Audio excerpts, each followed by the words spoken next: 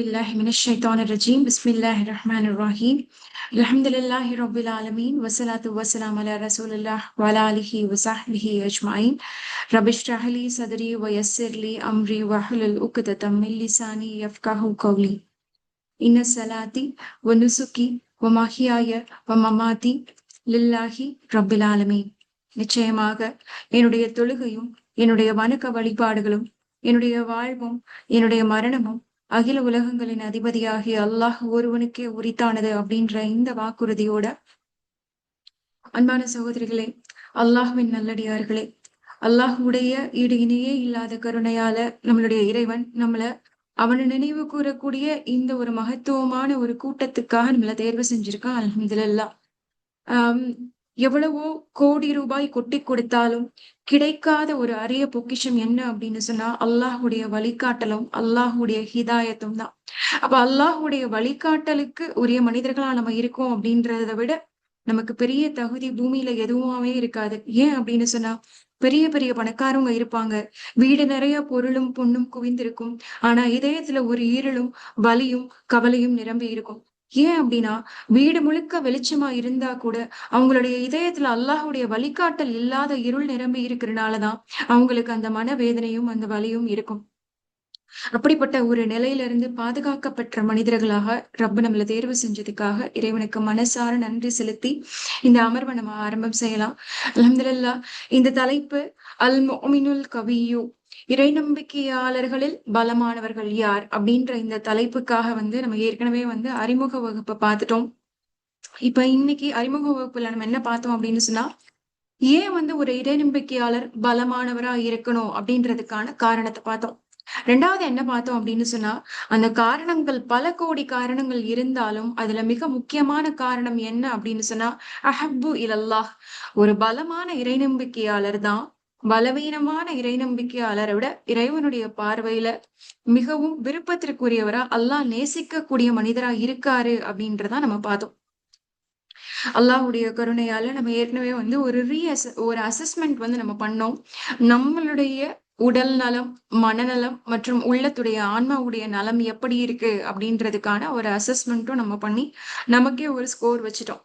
இப்ப அந்த அடிப்படையில எஞ்சி இருக்கக்கூடிய 5 வகுப்புகள்ல ஒவ்வொரு பகுதிக்கான நலனும், அதாவது உடல் நலம், மனநலம், ஆன்மாவுடைய நலத்தை நம்ம எப்படி பலப்படுத்திக்கிறது, அதோட சேர்ந்து அல்லாஹ் நேசிக்கக்கூடிய மனிதர்களை நம்ம மாறுறதுக்கு இது எப்படி நமக்கு உதவி செய்ய போகுது அப்படின்றதான் நம்ம எஞ்சி இருக்கக்கூடிய 5 வகுப்புகள்ல பார்க்க போறோம் இன்ஷா அல்லாஹ். அப்ப அதோடைய அடிப்படையில முதல் தலைப்பா இன்னைக்கு நம்ம என்ன பார்க்க போறோம் அப்படின்னு சொன்னா, நம்முடைய உடல் நலம். நம்முடைய உடல் நலத்தை தான் இன்னைக்கு நம்ம பார்க்க போறோம். முதலாவதாக அன்பான சகோதரிகளா, நீங்க எல்லாரும் ஒரு நிமிஷம் உங்களுடைய கண்களை மூடிக்கோங்க. கண்களை மூடிக்கோங்க. கண்களை மூடிக்கோங்க அப்படின்னு நான் சொல்றேன். இந்த கமாண்டை கேட்கிற நம்மளுடைய காதுகள் திறந்துதான் இருக்கு. நான் கண்ணை மூடிக்கோங்க அப்படின்னு சொல்லக்கூடிய இந்த வார்த்தைய நீங்க செவியேற்கிறதுக்கு உங்களுடைய மூளை ஒரு ப்ராசஸ் உள்ள பண்ணிட்டு இருக்கு. நான் சொல்ற இந்த வார்த்தைய சத்தமா மாத்தி உங்க காதுக்குள்ள கமாண்டா கொண்டு போய் சேர்த்து அதுக்கேத்த மாதிரி உங்களை செயல் செய்ய வைக்கிறதுக்காக மூளை அவ்வளவு விதமான நியூரான்ஸை ப்ராசஸ் பண்ணிட்டு இருக்கு. சுப்ஹானல்லாஹ். அப்ப இவ்வளவு மகத்துவமான விந்தைகள் நிரம்பியதுதான் நம்மளுடைய மனித உடல். அப்ப இந்த உடல் நபிகள் நாயகம் ஸல்லல்லாஹு அலைஹி வஸல்லம் சொல்றாங்க, இந்த மனிதனுடைய உடல் ஒரு அமானா அப்படின்னு சொல்றாங்க. இப்ப இன்னைக்கு இந்த என்டையர் செஷனுக்கான நோக்கம், இந்த என்டையர் செஷனுக்கான நீயா ஒண்ணுதான். நபி ஸல்லல்லாஹு அலைஹி வஸல்லம் வாழ்ந்த காலத்துல ஒரு மனிதர் இருந்தாரு. அந்த மனிதர் ரொம்ப அல்லாஹ் நேசிக்கக்கூடிய ஒரு ஒரு மிக அழகான இதயத்திற்கு சொந்தக்காரரா இருந்தார். அந்த மனிதர் ரொம்ப இளம் வயது சஹாபியா இருந்தாரு. அதிகமான இபாதத்துக்கள் செய்யக்கூடியவரா இருந்தார். ஆனா அவர் என்ன பண்ணாரு அப்படின்னு சொன்னா, ஒரு காலகட்டத்துல நான் இப்படியெல்லாம் செய்திருக்க வேண்டாமே, நபி ஸல்லல்லாஹு அலைஹி வஸல்லம் சொன்ன மாதிரியே நான் வாழ்ந்திருக்கலாமே அப்படின்னு சொல்லி ரொம்ப வேதனையில புலம்பக்கூடிய மனிதரா இருந்தார். அந்த மனிதர் மாதிரி நீங்களும் நானும் புலம்பிடக்கூடாது அப்படின்றதுக்கான வழிகாட்டலாதான் இன்ஷா அல்லாஹ் இந்த வகுப்பு இருக்க போகுது. அந்த மனிதர் யார் அப்படின்னு சொன்னா, அப்துல்லா இப்னு அம்ர் ரதியல்லாஹு அன்ஹு. அவர் ஒரு இளம் வயது சஹாபி.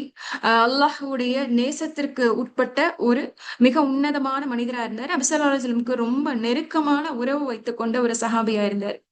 அவர் என்ன செஞ்சாரு அப்படின்னு சொன்னா, ஒவ்வொரு நாளும் பகலில் நோன்பு நோற்கக்கூடியவரா இருந்தார். அதே மாதிரி இரவுல அதிகப்படியான நேரம் நின்று வணங்கக்கூடியவரா இருந்தாரு. அது மட்டும் இல்லாம குறைவான நேரம் தான் தூங்கக்கூடியவரா இருந்தாரு.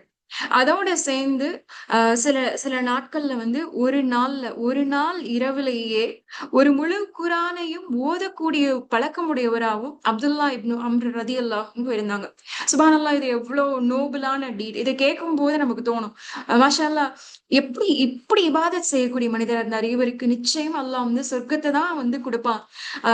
நபி ஸல்லல்லாஹு அலைஹி வஸல்லம் கூட வாழ்ந்த காலகட்டத்துல வாழ்றதே பெரிய கிஃப்ட். அதோட சேர்ந்து எப்படி இபாதத் செய்தார். பகல் முழுக்க நோன்பு நோக்கும் போது அவருக்கு கூலியா அல்லாவே இருக்கேன்னு சொல்றான். இரவு முழுக்க நின்று வணங்கும் போது அந்த மனிதருக்கு ரொம்ப நெருக்கத்துல அருகாமையில இறைநேசர்களுக்கு தான் அந்த பாக்கியம் கிடைக்கும்னு சொல்றான். அது மட்டும் இல்லாம அல்லாஹ்வுடைய இந்த வேதத்தை ஓதும் போது, அல்லாஹ்வுடைய வார்த்தை நம்ம காதுல விழும்போது, நம்மளோட ரப்பே நம்ம கிட்ட நேரடியா பேசுறான் அப்படின்னு சொல்றான். அப்ப இந்த 3 டீடையும், இந்த 3 அமல்களையும் இந்த மனிதர் செஞ்சுட்டு இருக்காரு. இவரை விட ஒரு மகத்துவமான மனிதர் யார் இருக்க முடியும் அப்படின்றதுதான் நம்ம நினைப்போம். ஆனா இவர் சொல்றாரு, அப்துல்லா இப்னு அம்ர சொல்றாங்க, இவங்களுக்கு கொஞ்சம் வயசானதுக்கு அப்புறம் ரொம்ப பலவீனம் ஆயிருவாங்களாம். ரொம்ப பலவீனமானதுக்கு அப்புறம் அவங்களால அவ்வளவா இபாதாக்கள் செய்ய முடியாத ஒரு நெருக்கடி ஏற்படுமா.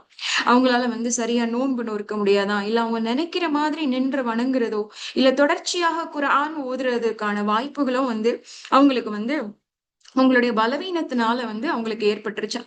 அப்ப இது ஏன் அப்படின்னு சொல்லி அவங்க யோசிச்சு பார்க்கும்போது, இதுக்கு என்ன காரணம் அப்படின்னு சொன்னா, இளமையில் வாழும் போது, அதாவது நல்ல ஆரோக்கியமான நிலையில வாழக்கூடிய ஒரு சூழல்ல தன்னுடைய உடலை அதிகமாக வருத்தக்கூடியவங்களாவும், தன்னுடைய உடலுக்கு கொடுக்க வேண்டிய ஹக்கை நிறைவேற்றுவதற்குல கொஞ்சம் ஆஹ் சலனம் காட்டியதாகவும், கொஞ்சம் பின்தங்கி இருந்ததுனாலையும் தான் அவங்களுக்கு இந்த நிலை ஏற்பட்டுச்சு அப்படின்றத அவங்க பின்னொரு காலத்துல வருத்தப்படக்கூடியவங்களா இருந்தாங்க. அது மட்டும் இல்லாம அவங்க நபி ஸல்லல்லாஹு அலைஹி வஸல்லம் சொல்லுவாங்களாம், அப்துல்லா இப்னு அம்ரே, நீ நீ செய்யற மாதிரி இந்த மாதிரி செய்யாத. இத தொடர்ச்சியா இவ்வளவு உன்னை வருத்திக்காத. சில நாட்கள் நோன்பு வச்சுக்கோ, சில நாட்கள் நீ சாப்பிடு, சில நாட்கள் நீ நின்று வணங்கு, சில நாட்கள் நீ தூங்கு.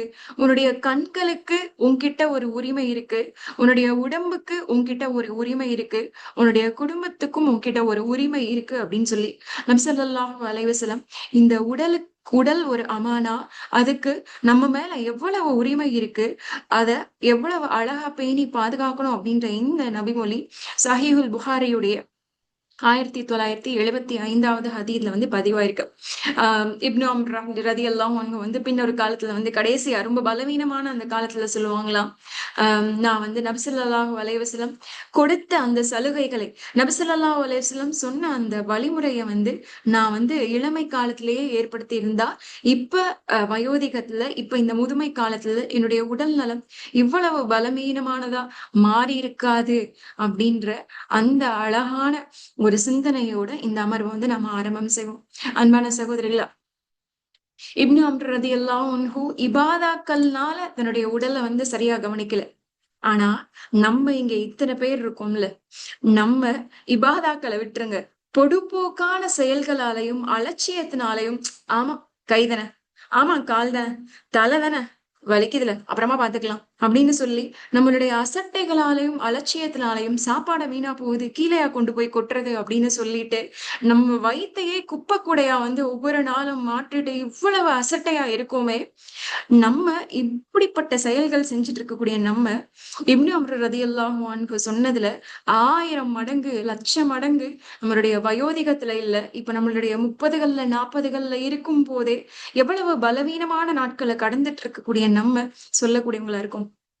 எப்ப பார்த்தாலும் முதுகு வலிக்குது, கால் வலிக்குது, முட்டி வலிக்குது, படியேற முடியல, மூச்சு வாங்குது, சாப்பிட்டா செரிக்க மாட்டேங்குது, நெஞ்செரிச்சலா இருக்கு, படுத்தா தூக்கம் வர மாட்டேங்குது, என்னென்னமோ செய்யுது, என்னால ஒண்ணுமே முடியலையே அப்படின்னு சொல்லிட்டு பலமான ஒரு சமூகமா இருந்த இந்த இறை நம்பிக்கையாளர்களுடைய பட்டியல்ல நம்ம இருக்கிறதுக்கு நமக்கு தகுதி இருக்கா அப்படின்ற அந்த தகுதியை தான் நம்ம இன்னைக்கு நம்ம செக் பண்ண போறோம்.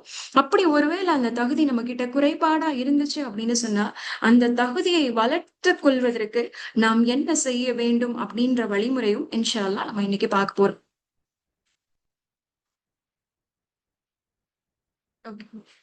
அப்ப முதலாவதாக பாக்குறதா இருந்துச்சுன்னா நபி ஸல்லல்லாஹு அலைஹி வஸல்லம் சொல்றாங்க, இந்த உடல் நமக்கு ஓர் அமானா அப்படின்னு சொல்றாங்க. இந்த உடல் நமக்கு ஒரு அமானா. இந்த அமானிதம் அப்படின்னு சொன்னா என்ன அப்படின்னு சொன்னா, நம்மள நம்பி ஒருத்தவங்க ஒரு பொருளை நம்ம கிட்ட கொடுக்குறாங்க. நம்ம மேல நம்பிக்கை வச்சு ஒருத்தவங்க நம்ம கிட்ட ஒரு பொருளை கொடுக்கும் போது அந்த பொருளை அதே மாதிரி பத்திரமா திரும்பி எடுத்துட்டு போய் அவங்க கிட்ட சேர்க்கிறது தான் அந்த அமானிதத்தோடைய கம்ப்ளீட்டான முழுமையான ஒரு வரையறை. அப்ப இந்த உடம்ப அல்லாஹ் சுப்ஹானஹு வ தஆலா நம்ம கிட்ட ஒரு அமானிதமா நம்பி நம்ம கிட்ட கொடுத்திருக்கான் அப்படின்னு சொன்னா, நம்ம பிறக்கும் போதே நமக்கு இவ்வளவு நோய்கள் இருக்கா? பிறப்பால இருக்கக்கூடிய நோய்களை விட்டுறலாம். சிலருக்கு பிறக்கும் போதே ஹெரிடிட்டரி டிசீசஸ் இருக்கும், சில பிரச்சனைகள் இருக்கும், அதை விட்டுருவோம். ஆனா பிறக்கும் போது நம்முடைய தாயுடைய கருவறையில இருந்து நம்ம வெளியே வந்த அந்த காலகட்டத்துல எவ்வளவு மகத்துவமான ஆரோக்கியத்தோட அல்லாஹ் சுப்ஹானஹு வ தஆலா நம்மள இந்த பூமிக்கு அனுப்பிச்சிருந்தான். ஏதாவது ஒரு குறைபாடு இருக்கா? சிலருக்கு மூளை வளர்ச்சி இல்லாம இருக்கும், சிலருக்கு உடல்ல பலவீனங்கள் இருக்கும், அதெல்லாம் எக்ஸெப்ஷன்ஸ்.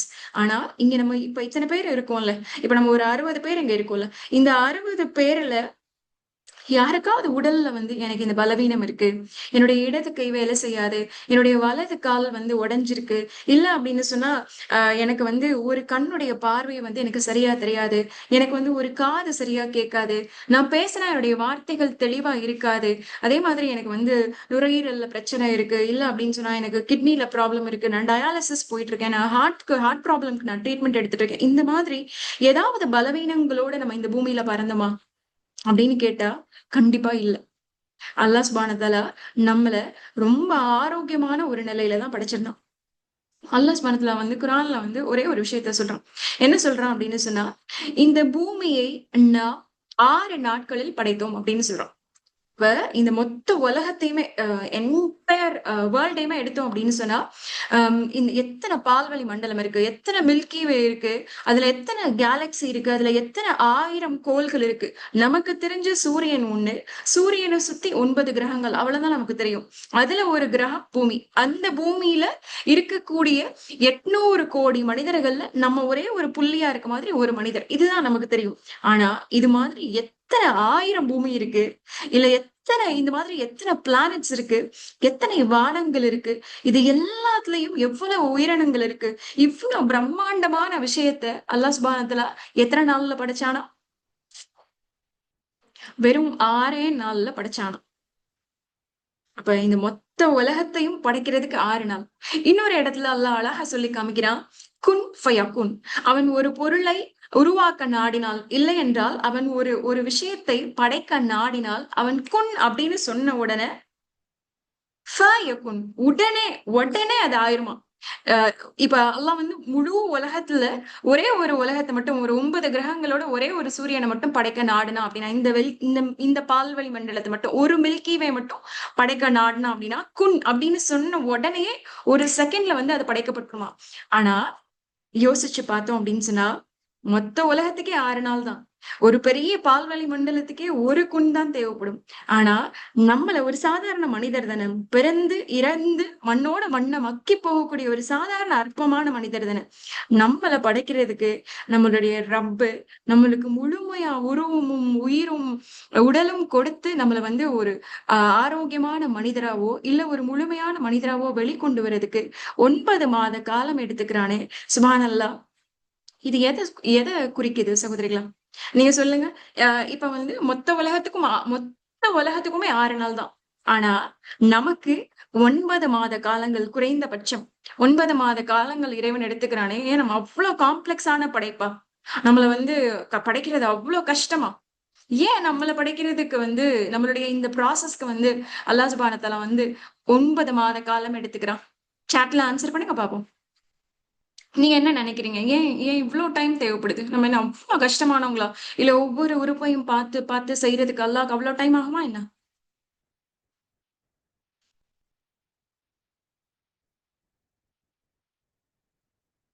என்ன ஒரு ஆன்ஸர கூட காணோம் சாட்ல.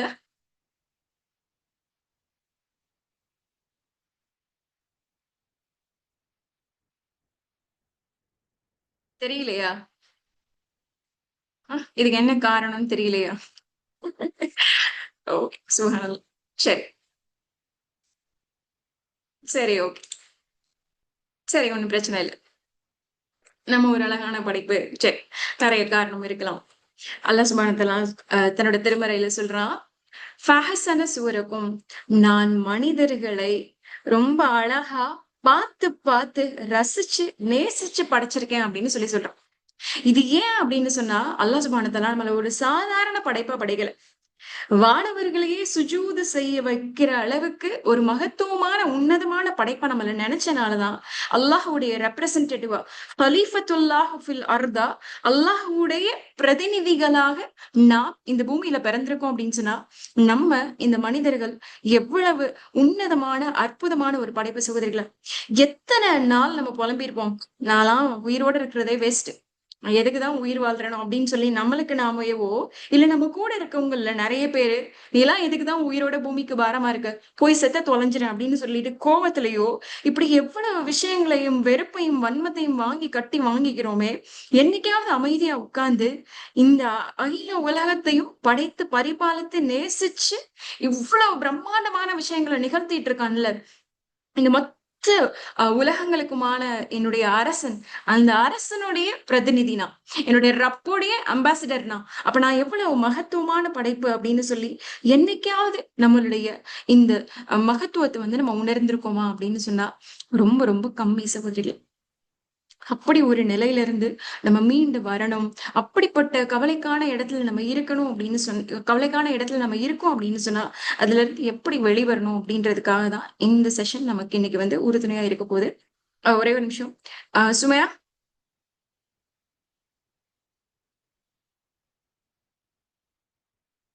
சுமையா, சொல்லுங்க சார். அ இந்த பிரேக் அவுட் ரூம்ல 38 அன்அசைன்ட் பார்ட்டிசிபென்ட்ஸ் அது என்னம்மா? அது ஒண்ணும் இல்லல்ல? அது ஒண்ணும் இல்ல. அது கிளாஸ்ல எக்ஸாம் நடந்துட்டு இருக்கு. அதனால அவங்க தனி ஒரு பிரேக் அவுட் ரூம்ல இருக்காங்க. உங்களோட இது தனி கிளாஸ். சரி, ஓகே. சரி. அப்ப இந்த மனித படைப்பு எவ்வளவு மகத்துவமானது அப்படின்றத நம்ம விளங்கிக்கிறதுக்காக, நம்ம ஒரு சின்ன வீடியோ வந்து இப்ப நம்ம பார்க்க போறோம். ஓகேவா?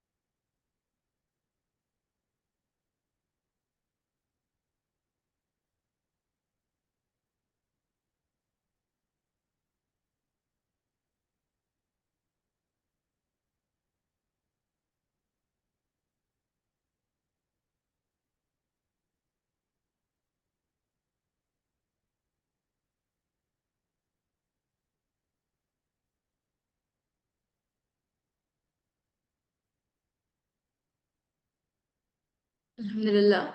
அப்ப அன்பான சகோதரிகளே, இவ்வளவுதான் நம்மளுடைய வாழ்க்கை. நம்மள படைக்கிறதுக்கு நம்மளுடைய இறைவன் வந்து இவ்வளவு அழகான ப்ராசஸ ஸ்டெப் பை ஸ்டெப்பா எடுத்துட்டு வர்றான். இந்த ப்ராசஸ் உடைய முடிவுல நபிசுல்லாஹ் என்ன சொல்றாங்க அப்படின்னு சொன்னா, ஒரு மனிதர் வந்து பிறப்புல இருந்து கடைசி வரைக்கும் நல்ல விஷயங்களா செஞ்சுட்டு இருப்பாரு. ஆனா, அந்த கடைசி தருணத்துல செய்யக்கூடிய ஒரு கெட்ட செயல்னால அவருடைய முடிவு அப்படியே தலைகீழ மாறிடலாம். இல்ல அப்படின்னு சொன்னா, ஒரு மனிதர் வந்து தொடர்ச்சியா வந்து அல்லாஹ்வுக்கு விருப்பமில்லாத செயல்கள செஞ்சுட்டு இருக்கலாம். ஆனா, கடைசி நேரத்துல அவர் செய்த ஏதோ பிரார்த்தனையோ, இல்ல அவர் வந்து அல்லாஹ்வுக்கு நெருக்கமாக இருக்கிறதுக்கு செய்த ஏதோ ஒரு முயற்சினாலயோ செய்யக்கூடிய ஒரு செயல் அவர வந்து சுவனத்துக்கு கூட்டிட்டு போயிரும்.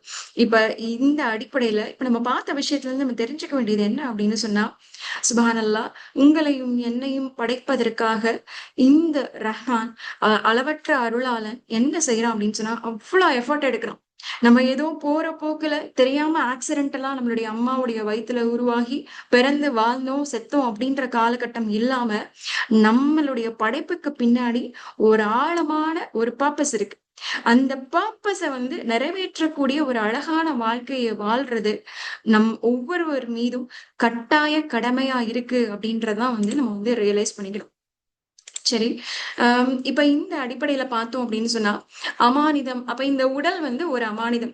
இந்த அமானிதத்த வந்து எப்படி பேணுறது அப்படின்ற அடிப்படையில பார்க்கும்போது, அதுக்குள்ள 4 முக்கியமான அட்ரிபியூட்ஸ் இருக்கு. 4 முக்கியமான அட்ரிபியூட்ஸ் என்ன இருக்கு? முதல்ல வந்து நம் உண்ணக்கூடிய உணவுகள். நம்ம எதெல்லாம் சாப்பிட்டு நம்மளுடைய உடம்ப வந்து வளர்த்துக்கிறோம், இல்ல அப்படின்னு சொன்னா எதெல்லாம் சாப்பிட்டு நம்மளுடைய உடல் நலத்தை வந்து கேடு விளைவிக்கக்கூடியதா மாத்திக்கிறோம் அப்படின்ற அந்த உடல் நலம் வந்து ரொம்ப முக்கியமான விஷயமா இருக்கு. 2வது விஷயம் என்ன அப்படின்னு சொன்னா, நம்ம நம்மள நாமளே எப்படி வந்து தூய்மையா அமைச்சுக்கிறோம். தொஹாரா அப்படின்ற அந்த தூய்மை நம்மளுடைய உடல் பலமா இருக்கிறதுல எவ்வளவு பெரிய கான்ட்ரிபியூஷனை ஏற்படுத்துது அப்படின்றது வந்து முக்கியமான விஷயம். 3வது விஷயம் என்ன அப்படின்னு சொன்னா, தூய்மை முக்கியம். அதே மாதிரி வந்து நான் உட்கொள்ற உணவும் முக்கியம். அதே மாதிரி ரொம்ப முக்கியமானது என்ன அப்படின்னு சொன்னா, நான் ஒவ்வொரு நாளும் எடுத்துக்கொள்ளக்கூடிய என்னுடைய தூக்கம் ரொம்ப முக்கியமானது. தூக்கத்த வந்து எவ்வளவு அசால்ட்டா நம்ம நினைக்கிறோம். ஆனா தூக்கம் எவ்வளவு சிக்னிஃபிகன்ட் ஆனது அப்படின்றதையும் இன்ஷா அல்லாஹ் இன்னைக்கு நம்ம பார்க்க போறோம். 4வது விஷயம் என்ன அப்படின்னு சொன்னா, நம்மளுடைய உடலுக்கு தேவையான அடிப்படையான உடற்பயிற்சிகள்ல செய்யறதுல நம்ம எவ்வளவு கவனம் செலுத்தணும். நபி ஸல்லல்லாஹு அலைஹி வஸல்லமும் இதற்கு முன்னாடி வாழ்ந்த இறைநம்பிக்கையாளர்களும் தன்னுடைய உடல் நலத்துல பேணுறதுக்காக எப்படிப்பட்ட பயிற்சிகள்லாம் செஞ்சாங்க அப்படின்றதுக்கான ஒரு முன்னோட்டமும் இன்ஷா அல்லாஹ் இந்த வகுப்புல இருக்கும். அப்ப ஒரு பலமான இறைநம்பிக்கையாளர் அப்படின்ற அடிப்படையில முதல்ல வந்து உடல் பலத்தை பார்க்க போறோம். அந்த உடல் பலத்துல நாலு விஷயங்களை பார்க்க போறோம். 1, நம்மளுடைய சரியான சமச்சீரான உணவு பழக்க வழக்கங்கள். 2வது, நம்மை நாமே தூய்மையாக வைத்துக் கொள்வதற்கான அழகான வழிமுறைகள். 3வது, அழகான நிம்மதியான சில மணி நேரம் தூக்கமா இருந்தாலும் அது எப்படி ஆழ்ந்த நிம்மதியான தூக்கமா இருக்கணும் அப்படின்றதுக்கான அடிப்படைகளும். 4வது விஷயம் என்ன அப்படின்னு சொன்னா, நம்மளுடைய உடல் எந்த பிரச்சனையுமே இல்லாம இயங்குறதுக்காக அடிப்படையான உடற்பயிற்சிகளை வந்து செய்யறதுக்கான வழிமுறைகளையும் தான் வந்து இன்ஷா அல்லாஹ் நம்ம பார்க்க போறோம். சரி. இப்ப இன்னைக்கு காலையில என்ன சாப்பிட்டீங்க எல்லாரும்? சாட்ல நீங்க ஆன்சர் பண்ணலாம். இன்னைக்கு காலையில உங்களோட பிரேக்ஃபாஸ்ட் என்ன? தோசை. சரி. உளுந்தங்களி. ஓகே. ஓகே. சரி. ஓகே. சத்தானத சாப்பிட்டீங்க அப்படின்னு ஃபீல் பண்றீங்களா? இப்ப சாப்பிட்டுருக்கீங்கல்ல. இப்ப நான் சத்தான சாப்பாடு தான் சாப்பிட்டேன். இது என்னுடைய உடலுக்கு வந்து தேவையான ஆற்றல குடுக்குது அப்படின்னு சொல்லி உங்களுக்கு வந்து நம்பிக்கை இருக்கா? டீ. டீ குடிச்சிட்டு வந்து உட்கார்ந்தாச்சு. ஓகே. இல்ல. இல்லை. சரி, ஓகே. சரி. இப்ப ஒவ்வொரு ஒவ்வொரு நாளும் வந்து எத்தன வேள சாப்பிடுறோம்? ஒரு நாளைக்கு எத்தன வேள நம்ம சாப்பிடுறோம்? எத்தன வேள சாப்பிடுறோம்? 3 வேள. சரி. 4 வேள. ஓகே. சரி, ஓகே. சரி. அப்ப ஓரளவுக்கு சத்தானதா தான் சாப்பிடுறோம். அல்ஹம்துலில்லாஹ் எங்களுடைய உடம்ப வந்து நாங்க நல்லா தான் பார்த்துக்கிறோம். எங்களுக்கு வந்து ஆரோக்கியமான உணவுகள தான் நாங்க சாப்பிடுறோம். அ அப்படின்னு சொல்லி எத்தன பேருனால சொல்ல முடியும்? சத்தானதை தான் சாப்பிடுறோம். பழங்கள் சேர்த்துக்கிறோம், காய்கறிகள் சேர்த்துக்கிறோம். நல்ல சிறுதானியங்கள்லாம் நாங்க சேர்த்துக்கிறோம். தேன் எடுத்துக்கிறோம். அ நாங்க வந்து ஓகே அல்ஹம்துலில்லாஹ் ஓரளவுக்கு நாங்க எங்கள நல்லா தான் பார்த்துக்கிறோம் அப்படின்றவங்க எத்தன பேரு? ஓகே அல்ஹம்துலில்லாஹ். சரி. சரி ஓகே அல்ஹம்துலில்லாஹ். ஆ பரவால்ல. இப்ப நீங்க சொல்லுங்க. எனக்கு எந்த நோயுமே இல்ல. அல்ஹம்துலில்லாஹ். நான் ரொம்ப ஆரோக்கியமா இருக்கேன். சத்தா தான் சாப்பிடுறேன். நான் என்ன நல்லா பார்த்துக்கிறேன். ஆனா நான் ஆரோக்கியமாவும் இருக்கேன். அப்படின்னு சொல்லி எத்தன பேர்னால சொல்ல முடியும்?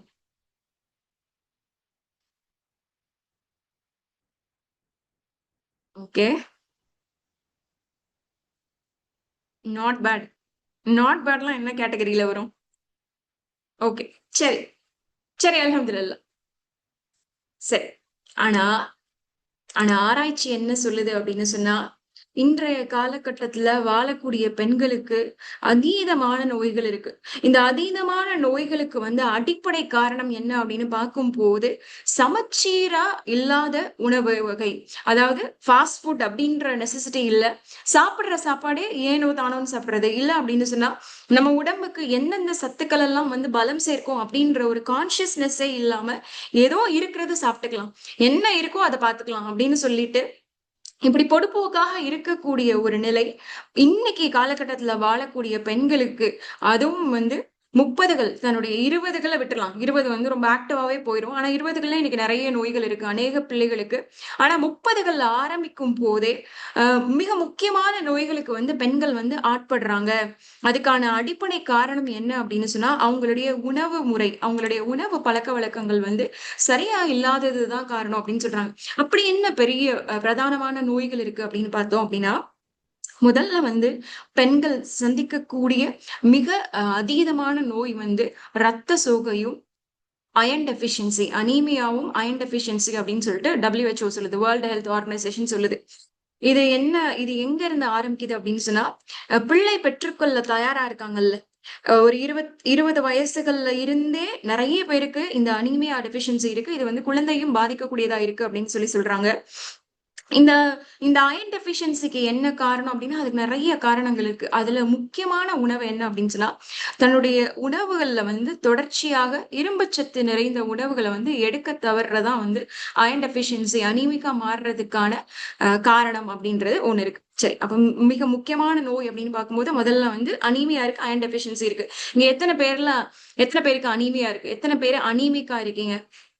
எனக்கு வந்து ஹீமோகுளோபினுடைய அளவு வந்து என்னோட ரத்தத்துல வந்து கம்மியா இருக்கு. எனக்கு தலை சுத்துது, மயக்கம் வருது அப்படின்னு சொல்லிட்டு பிபியா இல்ல வேற என்னன்னு தெரியலன்னு சொல்லி செக் பண்ண போனா, பிளட்ல வந்து ஹீமோகுளோபின் கன்டென்ட், ஆர்பிசி கன்டென்ட் கம்மியா இருந்துச்சு அப்படின்றதுல எத்தன பேருக்கு அனீமியா இருக்கீங்க? நான், மைசெல்ஃப் எனக்கு. சரி. நல்லா தானே சாப்பிடுறோம். தினம் கீரை சாப்பிடுறோம். பேரிச்சம்பழம் எடுத்துக்கிறோம். அப்புறம் ஏன் அனீமியா இருக்கு? பார்க்கலாம். சத்தானது சாப்பிட்டும் கூட நோய் இருக்கு அப்படின்னு சொன்னா, அது இன்னொரு கேடர். ஆனா முதல்ல இருக்கக்கூடிய பிரதானமான நோய் வந்து அனீமியா அண்ட் அயர்ன் டெஃபிஷியன்சி. இது ரொம்ப சோர்வாக்கும். மூளை வந்து அதோடைய இயல்பான வேலைகள செய்றதுக்கு தேவையான சுறுசுறுப்பின்மைய வந்து இது வந்து ஏற்படுத்தக்கூடியதா இருக்கும். ஒரு விதமான ஸ்லக்கிஷ்னஸ ஏற்படுத்திரும். 2வது மிக முக்கியமான நோய் அப்படின்னு சொல்றது என்ன சொல்றாங்க அப்படின்னு சொன்னா, டயபிட்டிஸ். டயபிட்டிஸ். சர்க்கரை வியாதி. சர்க்கரை வியாதிக்கு இப்ப வயசே இல்லாம போயிருச்சு. முன்னலாம் வந்து வயசான நம்ம வீட்ல வந்து நம்மளுடைய நானா, நானி அப்படி வயசானவங்களுக்கு தான் வந்து சர்க்கரை வியாதி இருக்கும். ஆனா, இப்ப டயபிட்டிஸ் அப்படின்றது நம்மளுடைய 20களுடைய லேட் 20ஸ்லயோ இல்ல ஏர்லி 30ஸ்லயோ வந்து நமக்கு வந்து ஆரம்பிக்கக்கூடிய ஒரு நோயா இருக்கு. இதுக்கு முக்கியமான விஷயம் உணவு முறைகள் சரியா இல்லாததும், நம்மளுடைய இம்ப்ராப்பர் லைஃப் ஸ்டைல் ஹேபிட்ஸும் தான் அப்படின்னு சொல்றாங்க. சர்க்கரை வியாதி வந்துட்டா என்ன ஆகும்? உடல்ல இருக்கக்கூடிய அநேக உறுப்புகள் வந்து பலவீனம் ஆயிரும். சாதாரண ஒரு சின்ன புண்ணு ஆறுறதுக்கான அந்த டியூரேஷன் கூட டிலே ஆகும். ஒரு 3 நாள், 4 நாள் ஆற வேண்டிய காயம் கூட ரொம்ப தாமதமாக 2, 3 வாரம் கூட எடுக்கக்கூடிய அளவுக்கு நம்மளுடைய நோய் எதிர்ப்பு சக்திய வந்து கம்மியாக்கிரும். அப்ப அதீதமானது வந்து 2வது விஷயம் பார்க்கும்போது டயபெட்டிஸ் சொல்றாங்க. 3வது என்ன நடக்குதா? எலும்பு பலவீனம். நிறைய பேர்கிட்ட இப்ப நீங்க கேட்டீங்க அப்படின்னு சொன்னா ஆஸ்டியோபோரோசிஸ் இருக்கு. ஆஸ்டியோபோரோசிஸ் அப்படின்னா பெருசா வேற ஏதோ ஒரு நோய் அப்படின்னு நினைச்சுக்க வேணாம். எலும்புடைய அடர்த்தி தன்மை கம்மியாகிறது. அதாவது வைட்டமின் டி, சூரியன்ல இருந்து கிடைக்கக்கூடிய அந்த சத்தும், அந்த வைட்டமின் டி அப்படின்ற அந்த ரொம்ப ஆற்றல் மிகுந்த சத்தும், கால்சியம், பால், முட்டை இப்படிப்பட்ட உணவுகள்ல இருந்து எடுத்துக்க வேண்டிய கால்சியம் சத்தும் கம்மியா இருக்கிறனால என்ன ஆகுது அப்படின்னு சொன்னா, நம்மளுடைய எலும்பு இப்ப நல்ல ஒரு மரக்கட்டை மாதிரி, உடைக்க முடியாத ஒரு தேக்கு மரக்கட்டை மாதிரி நம்மளுடைய எலும்பை நினைச்சுக்குவோமே, அவ்வளவு பலமான எலும்பு ஆஸ்டியோபோரோசிஸ் வந்துருச்சு அப்படின்னு சொன்னா எப்படி மாறிடுமா? ஒரு முறுக்கை எப்படி நம்ம உடைச்சிடலாம்? ஒரு கட்டையை நம்ம உடைக்கிறதுக்கும் ஒரு முறுக்கு உடைக்கிறதுக்கும் டிஃபரன்ஸ் இருக்குல்ல. அந்த மாதிரி எலும்பு தன்னுடைய அடர்த்தி தன்மையை இழந்து பலவீனமா மாறிடுமா? அப்படி பலவீனமா மாறும்போது என்ன ஆகும்? லேசா எங்கேயாவது இடிச்சுக்கிட்டாலோ இல்ல கை தவறி கால் தவறி எங்கேயாவது விழுந்துக்கிட்டாலோ ஈஸியா பிராக்சர் ஆகக்கூடிய அளவுக்கு அபாயகரமானதா இருக்கு. இது அதிகமான பெண்கள்ல ஆஸ்டியோபோரோசிஸ்க்கு ஆட்படுறாங்க. குறிப்பா சொல்லணும் அப்படின்னு சொன்னா தன்னுடைய லேட் 30ஸ்ல இருந்தே இப்ப இந்த பிரச்சனை வருது. முதல்ல எல்லாம் ஆஸ்டியோபோரோசிஸ் எப்ப வரும் அப்படின்னு சொன்னா மெனபாஸ் டயத்துல தான் வருமா. அதாவது நம்மளுடைய உதிரப்போக்கு நிக்கக்கூடிய அந்த போஸ்ட் பீரியட் டயத்துல, மெனோபாஸ் ஆகுற அந்த நேரத்துல, பீரியட்ஸ் நிக்க போகக்கூடிய அந்த நேரத்துலதான் முன்னாடிலாம் ஆஸ்டியோபோரோசிஸ் வருமா. ஆனா இப்ப நம்மளுடைய லைஃப் ஸ்டைல் சேஞ்சஸ், சூரிய ஒளி நம்ம மேல படாம இருக்கிறதோ இல்ல கால்சியம் நிரம்பிய உணவுகள்ல குறைபாடு இருக்கக்கூடியது மூலமாகவோ வயசு ஆக ஆக என்ன ஆகுது அப்படின்னு சொன்னா லேட் 30ஸ்லயே எலும்பு இவ்வளவு பலவீனமாயிருது. நினைச்சு பாருங்க. சாதாரணமா பாத்ரூம்ல இப்ப வலிக்கி விழுந்துட்டா கூட ஒரு பிராக்சர் ஆகி படுத்துட்டோம் அப்படின்னு சொன்னா என்ன ஆகும்? குடும்பமே ஸ்தம்பிச்சிரும். அப்ப நம்மளுடைய பலவீனம் எப்படி எல்லாரையும் பாதிக்கக்கூடியதா மாறும் அப்படின்றதையும் இன்ஷால்லா நம்ம அப்புறமா பார்ப்போம். அப்ப 3 விஷயங்கள் பார்த்திருக்கோம். ஒண்ணு அனீமியா பார்த்திருக்கோம், அனீமியா அயன் டெஃபிஷியன்சி. 2வது டயபெட்டிஸ், சர்க்கரை வியாதி பார்த்திருக்கோம். 3வது என்ன பார்த்தோம் அப்படின்னு சொன்னா நம்மளுடைய எலும்புடைய பலவீனத்தன்மை, ஆஸ்டியோபோரோசிஸ் அப்படின்னு சொல்லக்கூடிய இந்த விஷயங்களை பார்த்திருக்கோம். அல்ஹம்துலில்லாஹ். இதோட சேர்த்து நிறைய பெண்களுக்கு கருப்பை சார்ந்த பிரச்சனைகளும் ஜாஸ்தியா இருக்கும். கருப்பை சார்ந்த பிரச்சனைகள், யூட்ரஸ் சார்ந்த பிரச்சனைகள் என்ன? பிசிஓடி, பிசிஓஎஸ், அதுக்கப்புறம் யூட்ரன் ஃபைப்ராய்ட், இல்ல அப்படின்னு சொன்னா எண்டோமெட்ரியம் திக்காயிடுறது, அதாவது சரியான உதிரப்போக்கு இல்லாதது, இர்ரெகுலர் பீரியட்ஸ், இல்ல அப்படின்னு சொன்னா அந்த பீரியட்ஸ் டயத்துல வலி, டிஸ்மெனோரியா, இப்படி அநேகமான பிரச்சனைகள், கருப்பை சார்ந்த பிரச்சனைகளும் பெண்களிடம், அதாவது இந்த காலகட்ட பெண்களிடம் நம்ம பார்க்கக்கூடிய அதிகமான நோய் அப்படின்னு சொல்றாங்க. இப்ப கருப்பை சார்ந்த பிரச்சனைகளுக்கெல்லாம் என்ன அடிப்படையான காரணம் அப்படின்னு சொல்லி டாக்டர்ஸ் கேட்கும் போது என்ன காரணமா சொல்றாங்க அப்படின்னு சொன்னா ஹார்மோனல் இம்பேலன்ஸ். நம்ம நம்ம நம்மளுடைய உடல்ல ஆண்களுக்கு ஆண் உறுப்புல இருக்கக்கூடிய ஹார்மோன், ஆண்கள் சார்ந்த ஹார்மோனும் இருக்கு, பெண்கள் சார்ந்த ஹார்மோன் இருக்கு, மேல் ஹார்மோனும் இருக்கு, ஃபீமேல் ஹார்மோனும் இருக்கு. அப்ப இந்த மேல் ஹார்மோன் ஈஸ்ட்ரோஜன் அப்படின்றது ஃபீமேல் ஹார்மோன், ப்ரொஜெஸ்ட்ரான் அப்படின்றது மேல் ஹார்மோன். அப்ப இந்த மேல் ஹார்மோனும் ஃபீமேல் ஹார்மோனும் பெண்களுக்குள்ளயும் 2 ஹார்மோனும் இருக்கும், ஆண்களுக்குள்ளயும் 2 ஹார்மோனும் இருக்கும். அப்ப இந்த 2 ஹார்மோனும் பேலன்ஸ்டா இருக்கும் போது நமக்கு அநேகமான ஹார்மோன் இம்பேலன்சஸ் பிரச்சனைகள்லாம் வராது. ஆனா ஏதாவது ஒரு ஹார்மோன் பிரதானமா இருக்கும் போது, ஏதாவது ஒரு ஹார்மோனுடைய சுரக்கும் தன்மை அதிகமா இருக்கும் போது கண்டிப்பா இந்த மாதிரி யூட்ரஸ் சார்ந்த பிரச்சனை பிரதான பிரச்சனையா வரும் அப்படின்றதான் அறிவியல் ஆராய்ச்சிகள் சொல்லுது. அப்ப இந்த 4 விதமான நோய்கள் இருக்குல்ல, இந்த 4 விதமான மேஜரான இந்த டிசீசஸ்க்கு என்ன காரணம் அப்படின்னு நம்ம பார்க்கும் போது முதல் விஷயமா எதை சொல்றாங்க அப்படின்னு சொன்னா நம்மளுடைய சரியில்லாத உணவு பழக்க வழக்கங்கள் தான் இதுக்கு காரணம் அப்படின்னு சொல்றாங்க. உணவு பழக்க வழக்கங்களோட சேர்ந்து நம்மளுடைய லைஃப் ஸ்டைலும், லைஃப் ஸ்டைல்னா என்ன? நம்ம எழுந்திருக்கிறதுல இருந்து, தூங்குற ஹேபிட்ல இருந்து, சின்ன வாக்கிங்கா இருக்கட்டும், இல்ல நம்ம சாப்பிடுற விதமா இருக்கட்டும், இது எல்லாமே லைஃப் ஸ்டைல் தான். நம்ம வாழக்கூடிய விதம் தான் லைஃப் ஸ்டைல். அப்ப இதுல எல்லாத்துல இருக்கக்கூடிய பிரச்சனை தான் இந்த மாதிரி டிசீசஸ்க்கு காரணம் அப்படின்னு சொல்றாங்க. இப்ப நான் நிறைய விட்டுட்டேன். இப்ப ஹார்ட் அட்டாக் எல்லாம் அவ்வளவு பேருக்கு இருக்கு, அவ்வளவு பெண்களுக்கு இருக்கு. டயாலிசிஸ் பண்ணக்கூடிய நிர்பந்தம் அத்தனை பேருக்கு இருக்கு. இப்படி நோயுடைய பட்டியல் பார்த்தோம் அப்படின்னு சொன்னா இன்னைக்கு முழுக்க நம்ம உட்காந்து பேசலாம். அப்ப இது எல்லாத்துக்கும் காரணமா இருக்கக்கூடியது இம்ப்ராப்பர் ஃபுட் ஹேபிட்ஸ் தான் இருக்கு. சரி, இப்ப உங்களுக்கு ஹெல்ப்ஃபுல்லா இருக்கும் அப்படின்றதுக்காக நான் ஒரு டயட் சார்ட் எடுத்துட்டு வந்திருக்கேன். யாருக்கெல்லாம் இந்த டயட் சார்ட் எனக்கு தேவை, எனக்கு நீங்க ஷேர் பண்ணுங்க அப்படின்னு சொன்னா இப்ப நான் அதை காமிக்கிறேன். உங்களுக்கு அது ஹெல்ப்ஃபுல்லா இருக்கும். டயட் சார்ட் வேணுமா? பார்க்கலாமா? தேவைப்படுமா? ஃபாலோ பண்ணணும். ஆனா நான் சும்மா பார்த்துட்டு போயிருவேன் அப்படின்னு சொன்னா, இப்ப நான் ஷேர் பண்ண போறது இல்ல. ஃபாலோ பண்ணுவீங்களா? இன்ஷா அல்லாஹ். சரி, ஓகே. சரி. இப்ப அந்த டயட் சார்ட்ட வந்து நம்ம பார்க்கலாம்.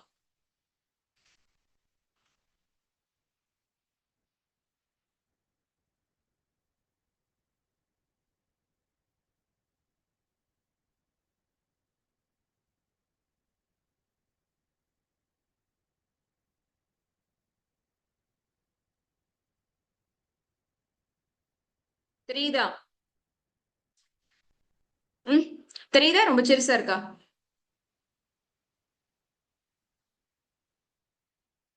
ஓகே. ம். சரி. இப்ப பாருங்க. இதுல வந்து இங்கிலீஷ்ல இருக்கு. கீழயே வந்து நான் தமிழ்லயும் டிரான்ஸ்லேஷன் இருக்கு. சரியா? தமிழ்லயும் இருக்கு, இங்கிலீஷ்லயும் இருக்கு. இது வந்து ஒரே 1 வாரத்துக்கான மீல் பிளானர் தான். நான் எங்க இருந்து ஸ்டார்ட் பண்ணணும்னு எனக்கு தெரியல. நானும் வந்து சத்தானதா சாப்பிடணும்னு தான் நெனைக்கிறேன். நான் வந்து என்னுடைய உடல்ல இருக்கக்கூடிய இந்த பிரச்சனைகளுக்கு, இந்த நோய்களுக்கெல்லாம் வந்து நான் வந்து எனக்கு அல்சர் இருக்கு.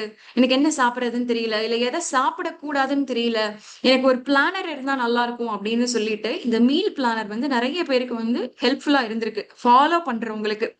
அப்ப எங்க இருந்து ஸ்டார்ட் பண்றதுன்னு தெரியல அப்படின்றவங்களுக்கான ஒரு சின்ன கைடன்ஸா இது இருக்கும். இத பாருங்க. இது வந்து ஒரே 1 வாரத்துக்கானது தான். ஓகேவா? சரி. தமிழ்ல கூட நம்ம பார்க்கலாம். இப்ப பாருங்க. இப்ப சுகாதாரமான எளிய வார உணவு திட்டம். இத வச்சுக்கோங்க.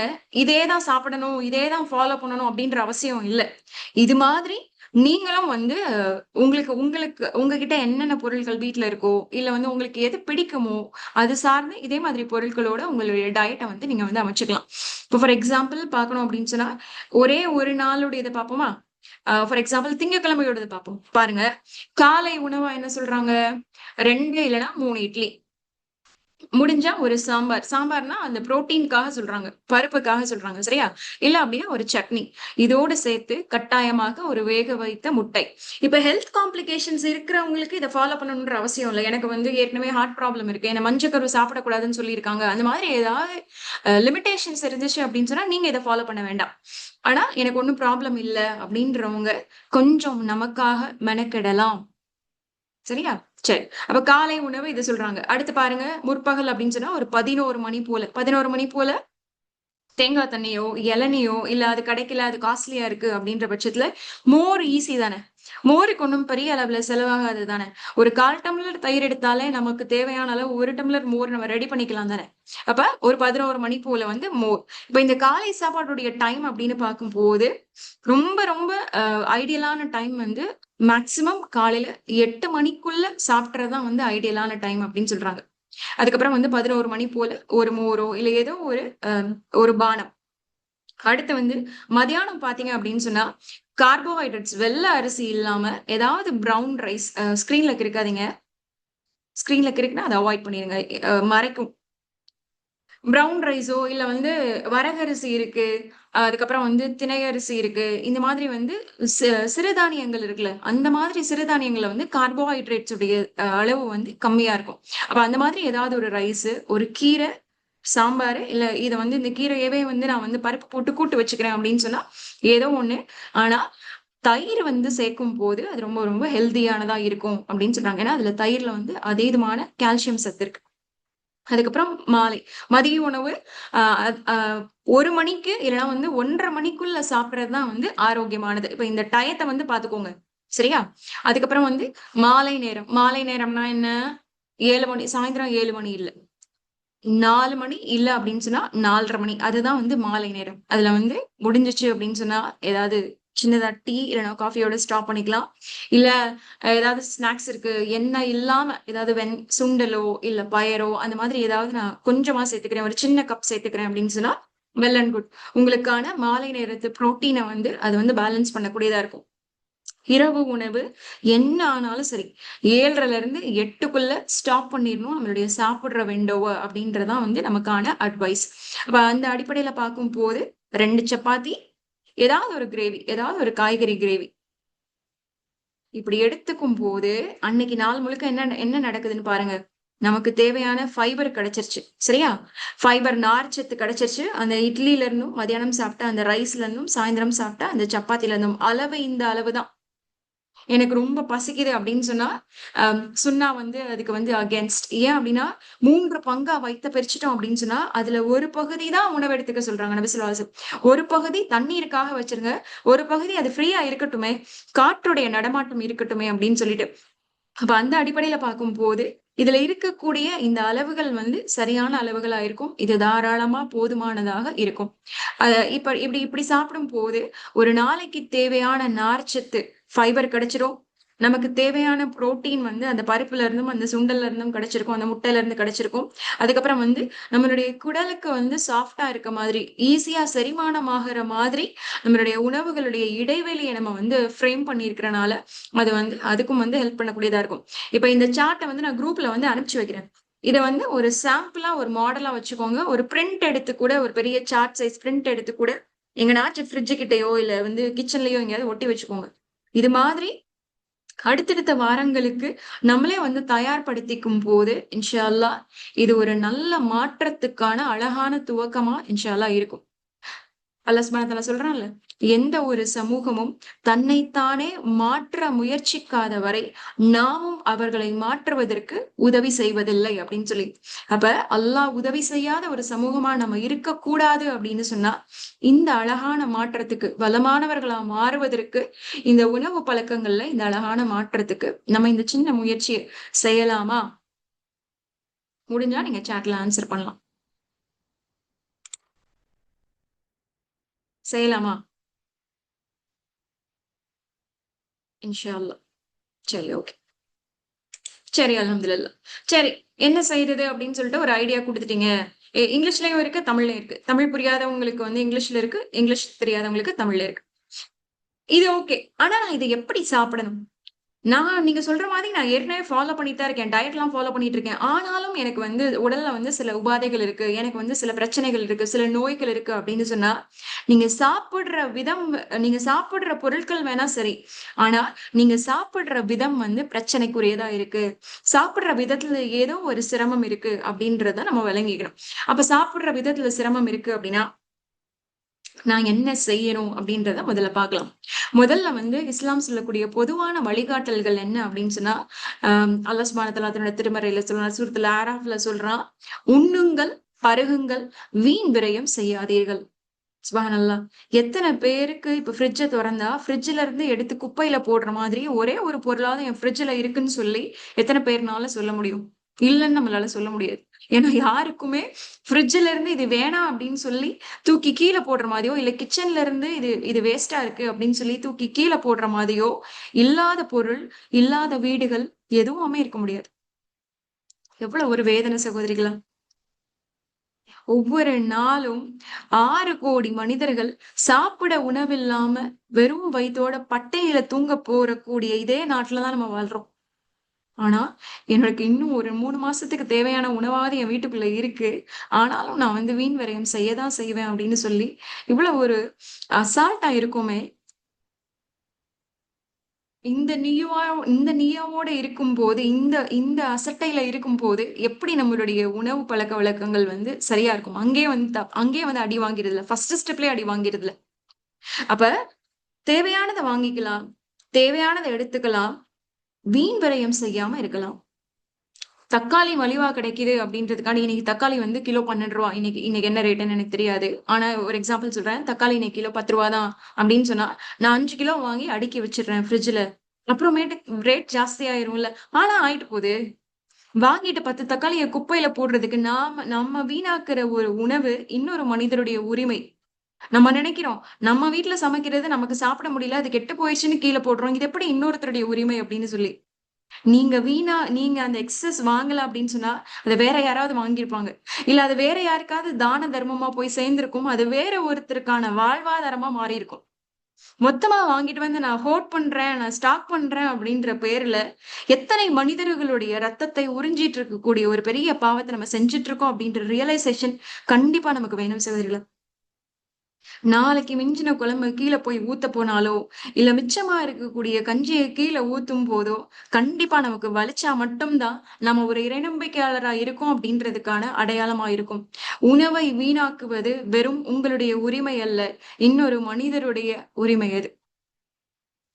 அப்ப இந்த சிந்தனையோட இன்ஷா அல்லாஹ் இனிமே உணவை வீணாக்கவே கூடாது சாகர வரைக்கும் அப்படின்ற நியாவை ஸ்ட்ராங்கா ஃபிக்ஸ் பண்ணிக்கிடும் போது மட்டும்தான் டயட் சார்ந்த எந்த முயற்சி நம்ம எடுத்தாலும் அது கதைக்கு ஆகும். இல்ல அப்படின்னா அது கதைக்கு ஆகாது. அதுக்கு மீறி நீங்க சேர்த்து சமைக்கிறீங்களா? மாஷாஅல்லா நம்மளுடைய அம் மார்க்கம் வந்து எவ்வளவு அழகான வழிகாட்டல் காமிக்குது. ஒரு 2 கரண்டி தண்ணிய கூட சேர்த்து குழம்புல சேர்த்து, அண்டை வீட்டாரோட சேர்ந்து பகிர்ந்து உண்ணுன்னு சொல்லுதே! எத்தன பேரு பக்கத்துல இருக்கிறவங்களுக்கோ, இல்ல வந்து நம்ம கூட இருக்கக்கூடிய உறவினர்களுக்கோ, உணவை சமைத்து பகிர்ந்து உண்ணக்கூடியவர்களாக இருக்கோம். அந்த பழக்கமே மாறி போச்சுல்ல.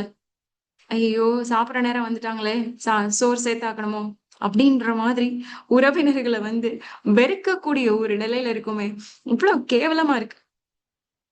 ஒரே ஒரு கிண்ணம் பால ஒரு மொத்த சமூகமுமே உட்கார்ந்து குடிக்கும்போது, அல்லாஹ் அதுல பரக்கா செஞ்சான். ஆனா இன்னைக்கு 5 லிட்டர் பால் வீட்ல இருந்தா கூட, அத குடிச்சா கூட அது மூலமா ஆரோக்கியம் கிடைக்குதா? அப்படின்னா, இல்ல நோய் தான் கிடைக்குது.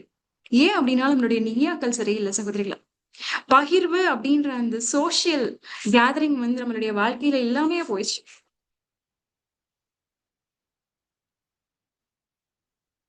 முடிஞ்சுச்சு அப்படின்னு சொன்னா, இன்னைக்கு லஞ்சுக்கு என்ன செஞ்சிருக்கீங்க அப்படின்னு எனக்கு தெரியல. என்ன செஞ்சாலும் பரவால்ல. ரசமா இருந்தா கூட பரவால்ல. இங்க பக்கத்துல பக்கத்துல வீடே இல்ல அப்படின்னு சொல்லி நம்ம யாருமே இருக்க மாட்டோம் தானே. பக்கத்துல கண்டிப்பா வீடுகள் இருக்கும் தானே. அப்ப பக்கத்து வீட்டுக்காரவங்களுக்கு இன்னைக்கு லஞ்ச்ல என்ன செஞ்சாலும் கொஞ்சம் குடுத்து பாருங்களேன். அவ்வளவு ஒரு முஹப்பத் நிறையும். ஏன் அப்படின்னு சொன்னா, யுஎஸ்ல இருக்கக்கூடிய உங்களுடைய பிள்ளைகளோ, சவுதியில இருக்கக்கூடிய உங்களுடைய கணவரோ, நாளைக்கு உங்களுக்கு ஒரு எமர்ஜென்சி அப்படிங்கும்போது, ஓடி வர்ற இடத்துல இருக்க மாட்டாங்க. அதனாலதான் இஸ்லாம் அண்டை வீட்டாருக்கு வந்து அவ்வளவு மகத்துவத்தை ஏற்படுத்தி குடுத்திருக்கு. அப்ப அன்பை பரிமாறுவதற்கான அழகான பாதை உணவுதான். அப்ப இந்த உணவுடைய வழிகாட்டல்ல முதல்ல நம்ம என்ன பார்க்கிறோம் அப்படின்னு சொன்னா, வீண் விரயம் செய்ய வேண்டாம். அது ஒரு இறை நம்பிக்கையாளருடைய பண்பே இல்ல. அது இன்னொரு மனிதருடைய ரத்தத்தை உறிஞ்சும் மிக கொடூரமான ஒரு செயல். 2வது விஷயம் என்ன அப்படின்னு சொன்னா, அதுக்கு மீறி நீங்க சேர்த்து செய்றீங்களா? சேர்த்து செய்யுங்க. சேர்த்து சமைங்க. ஒண்ணும் பிரச்சனை இல்ல. ஆனா, தயவு செய்து அது வீணா போற நிலைமையில இல்ல. வேஸ்ட் ஆயிரும். அதனால தூக்கி அவங்கள்ட்ட குடுத்துறேன். அந்த நிலைமையில இல்ல. நீங்க எந்த நிலைமையில ஃப்ரெஷ்ஷா சாப்பிட நம்ம விரும்புறோமோ, அதே ஃப்ரெஷ்ஷான நிலைமையில அண்டை வீட்டாரோட பகிர்ந்து உண்ணும்போது, அல்லாஹ்வுடைய அருளும், பரக்கத்தும் கண்டிப்பா அதுல நிறையும் சகோதரிகளே. அதுதான் அள்ள குறையாத அழகான பாத்திரமாக அல்லாஹ்வுடைய பரக்கத் நிரம்பிய இடமாக நமது இல்லங்கள் மாறும் அப்படின்றதுக்கு எந்த மாற்று கருத்துமே இல்ல. சரி.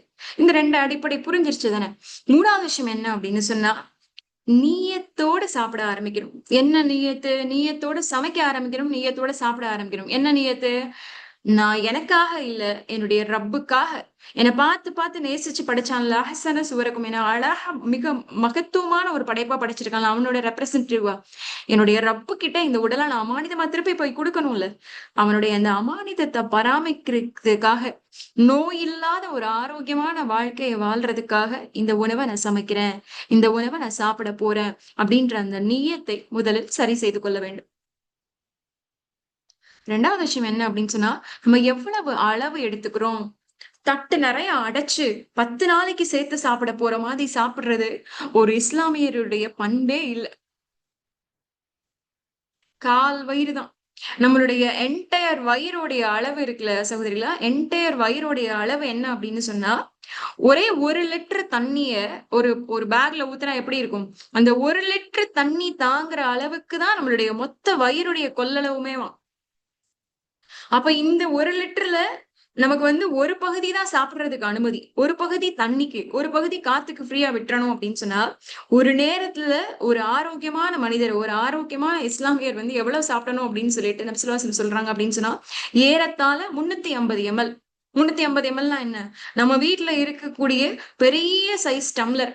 1/4 லிட்டர் தண்ணிய விட பெரிய சைஸ் டம்ளர் 350 எம்எல் அதுதான். அப்ப நம்ம யோசிச்சு பாருங்க. நம்ம சாப்பிடுற சாப்பாட வந்து சக்கையா ஆக்கிட்டோம் அப்டின்னா, ஒரு திரவம் மாரி ஆக்கிட்டோம் அப்டின்னா, நம்மளுடைய தட்டுல இருக்க சாப்பாடு ஒரு டம்ளர் அந்த 350 ml தான் வருமா? அவ்வளவுதான் சாப்பிடுறோமா? அப்படின்னா இல்ல. எத்தனை 350 ml சேர்ந்து வர்ற மாதிரி சாப்பிட்டு தள்ளிடுறோம். அப்ப இது இல்ல ஆரோக்கியம். இது இல்ல ஆரோக்கியமான நிர்ணயிக்கப்பட்ட அளவு இது இல்ல. அப்ப நம்மளுடைய உணவுடைய அளவில் கவனம் செலுத்த வேண்டும். இப்போ ஒரு தட்டு இருக்கு அப்படின்னு சொன்னா, அதுல 2 இட்லி. அந்த 2 இட்லிய அரைச்சுட்டோம் அப்படின்னு சொன்னா எவ்வளவு வரும்? ஒரு 1/2 டம்ளருக்கு வருமா? 1/2 டம்ளர் எல்லாம் ஒரு 1/2 டம்ளரோட கொஞ்சம் கம்மியா தான் வருமா? அதே மாதிரி அதுக்கு ஊத்துற சாம்பார், அதையும் ஊத்திட்டோம் அப்படின்னு சொன்னா எவ்வளவு வரும்? அதுக்கு மேல சட்னி, இல்ல அதோட ஒரு முட்டை. இது எல்லாத்தையும் சேர்த்து அரைச்சு இப்போ ஒரு லிக்விடா இருக்கு அப்படின்னா 350 mlக்கு தான் வரும் அப்படின்னு சொன்னா அல்ஹம்துலில்லாஹ். அவ்வளவுதான். அதுதான் நம்மளுடைய சமச்சீரான, சரியான அளவு. இஸ்லாம் சொல்லக்கூடிய ஆரோக்கியமான அளவு. சாப்பிடுறதுக்காக வாழ வேணாம், வாழ்றதுக்காக சாப்பிடுங்க அப்படின்றத நபி ஸல்லல்லாஹு அலைஹி வஸல்லம் ரொம்ப அழகா சொல்லி காமிக்கிறாங்க. அதனாலதான் வந்து சொல்றாங்க, ஆதமுடைய பிள்ளைகள் வந்து நிரப்பக்கூடிய மிக மோசமான பை அவங்களுடைய வயிறு தான் அப்படின்னு சொல்றாங்க. என்னென்ன சாப்பிடுறோம்? இப்ப Zomato, Swiggy எத்தன ஆப்புகள்ல நினைச்சதெல்லாம் தோணுன உடனே ஆர்டர் பண்ணி சாப்பிடுற அளவுக்கு இவ்வளவு மோசமான நிலைக்கு நம்ம வந்துட்டோம். அப்ப இந்த அளவுல வந்து கவனம் செலுத்தக்கூடியவர்களாக இருக்கணும். சரியா? அப்ப அப்ப நம்மளுடைய தட்டுல என்ன செய்யலாம்? ஒரு 1/4 பங்கு தான் கார்போஹைட்ரேட் இருக்கணும். 1/4 பங்கு தட்டு எடுத்துக்கலாம். நம்மளோட தட்டுல 1/4 பங்கு தான் கார்போஹைட்ரேட். கார்போஹைட்ரேட்னா என்ன? அரிசி, கோதுமை இது எல்லாமே வந்து கார்போஹைட்ரேட் தான். அப்ப இந்த கார்போஹைட்ரேட் 1/4 பங்கு தான் இருக்கணும். 1/2 பங்கு என்ன இருக்கணும்? 1/2 பங்கு காய்கறிகள் தான் இருக்கணும். ஏதாவது ஒரு காய், ஏதாவது ஒரு கீரை. ரொம்ப ரொம்ப காசு ஆயிரதுல்ல. கீரை என்ன ரூ. 7க்கு ஒரு கட்டு கிடைக்கும் தானே. அந்த ஒரு கட்டுல வந்து பாதி எடுத்துக்கிட்டா கூட நமக்கு நம்மளுடைய அந்த தேவையான அளவு கிடைச்சிரும் தானே. அது மாதிரி ஏதாவது ஒரு காய். எந்தெந்த காயெல்லாம் வந்து இப்ப சீசனா இருக்கோ அதெல்லாம் ஓரளவுக்கு மலிவா தானே இருக்கும். அப்படி ஏதோ ஒரு காய். இப்ப இந்த 2 காயும் கீரையும் சேர்ந்து ஒரு 1/2 பங்கு. இன்னொரு 1/4 பங்கு புரதம். இந்த 3 சேர்ந்து தான் 350 ml இருக்கணும். அந்த அளவுக்கு எடுத்துட்டு, அதுக்கப்புறம் வந்து 2வது வந்து எதுல கவனம் செலுத்தணும் அப்படின்னு சொன்னா, ஒவ்வொரு நாளும் நாம் எடுத்துக்கொள்ளக்கூடிய தண்ணீருடைய அளவு. ஒரு நாளைக்கு மினிமம் 2ல இருந்து 3 லிட்டராவது வந்து ஐடியலா வந்து குடிக்கணும். 8ல இருந்து 10 கிளாஸ் அளவுக்கு தண்ணீர் வரும். 3வது விஷயம் என்ன அப்படின்னு சொன்னா, சில விஷயங்கள வந்து நம்ம தவிர்க்கிறது தான் நமக்கு ஆரோக்கியமானது. என்னென்ன தவிர்க்கணும்? முடிஞ்ச வரைக்கும் ஓரளவுக்காவது வெள்ளை அரிசியுடைய ஃப்ரீக்வன்சிய வந்து நம்ம தவிர்த்துக்கலாம். அதுக்கப்புறம் மைதா, அதுக்கப்புறம் வந்து அதிகமான இனிப்பு வகைகள். இல்ல அப்படின்னு சொன்னா, எண்ணெயில பொரிச்சு எடுத்த வகைகள். இல்ல அப்படின்னா ஃப்ராஸ்டட் உணவுகள், டீப் ஃப்ராஸ்ட் உணவு. கறி வாங்குறோம் அப்படின்னு சொன்னா, பல நாட்கள் உள்ள வச்சு சாப்பிடுறது. இல்லன்னா வந்து ஐஸ்கிரீம். அதுல வந்து நெறைய கெமிக்கல்ஸ் இருக்கு அப்படின்னு சொல்லிட்டு என்னென்னமோ பேர் சொல்றாங்க. அப்ப இந்த மாதிரி உணவுகள ஆரோக்கியம் இல்லாத உணவுகள சிப்ஸு இப்படி ஆரோக்கியம் இல்லாத உணவுகள வந்து தவிர்த்துக்கிறதும் வந்து சரியான பழக்கங்கள்ல வந்து ஒரு வகையான பழக்கமா வரும். அதுக்கப்புறம் என்னென்னலாம் சேர்த்துக்கலாம்? மில்லட்ஸ், சிறுதானிய வகைகள், கீரைகள் இந்த மாதிரி வந்து ஆரோக்கியமான வகைகள வந்து சேர்த்துக்கலாம். சரி. கடைசியா என்ன அப்படின்னு சொன்னா, அம் பிஸ்மில்லான்னு சொல்லிட்டு ஒவ்வொரு முறையும் சாப்பிடும்போது உட்கார்ந்து அந்த அந்த உணவ எல்லாத்தையும் ஒரு நிமிஷம் பார்க்கலாம். என்னென்ன சாப்பாடு இருக்கு? இந்த சாப்பாடு நம்ம தட்டுக்கு வந்து சேரணும் அப்படின்னா, இதுல எத்தனை மனிதர்களுடைய உழைப்பு இருக்கு? நபி ஸல்லல்லாஹு அலைஹி வஸல்லம் என்ன சொல்றாங்க? "மனிதர்களுக்கு நன்றி செலுத்தாதவர், இறைவனுக்கும் நன்றி செலுத்தாதவர் ஆவார்" அப்படின்னு சொல்றாங்க. அப்ப எத்தன ஃபார்மர்ஸ், எத்தன விவசாயிகளுடைய உழைப்பு அதுல இருக்கு? எத்தன பேர நம்ம கையில கொண்டு வந்து சேர்க்கிறதுக்கு, அத எந்த மார்க்கெட்ல இருந்து வாங்கி, எந்த செல்லர் வந்து நம்ம கிட்ட வந்து விக்கிறாங்க? நம்மளுடைய கணவருடைய உழைப்போ, நம்முடைய பிள்ளைகளுடைய உழைப்போ, இல்ல நம்மளுடைய உழைப்போ, அந்த உழைப்புக்கு காரணமா இருக்கிற இடத்துல எத்தன பேருடைய பங்காற்றல் இருக்கு? இவ்வளவையும் யோசிச்சு சுப்ஹானல்லாஹ் இத்தன பேருடைய உழைப்புல இந்த உணவ எனக்கு கொண்டு வந்து குடுத்திருக்கேடா ரப்பே! அப்படின்ற அந்த நன்றி உணர்வோட பிஸ்மில்லா ரப்பே இத நான் உன் பேர சொல்லி நான் ஆரம்பிக்கிறேன் அப்படின்னு ஆரம்பிக்கும் இதுல இருக்கு. நல்ல கொழுப்பு எதெல்லாம் வந்து எதெல்லாம் வந்து நல்ல கொழுப்பு அப்படின்றதெல்லாம் வந்து இங்க இருக்கு. ஓகேவா? இன்ஷா அல்லாஹ் இது உங்களுக்கு ஹெல்ப்ஃபுல்லா இருக்கும் அப்படின்னு நினைக்கிறேன். நீங்க இத வந்து ஃபாலோ பண்ணணும் அப்படின்றது என்னுடைய வேண்டுகோள். இன்ஷா அல்லாஹ்.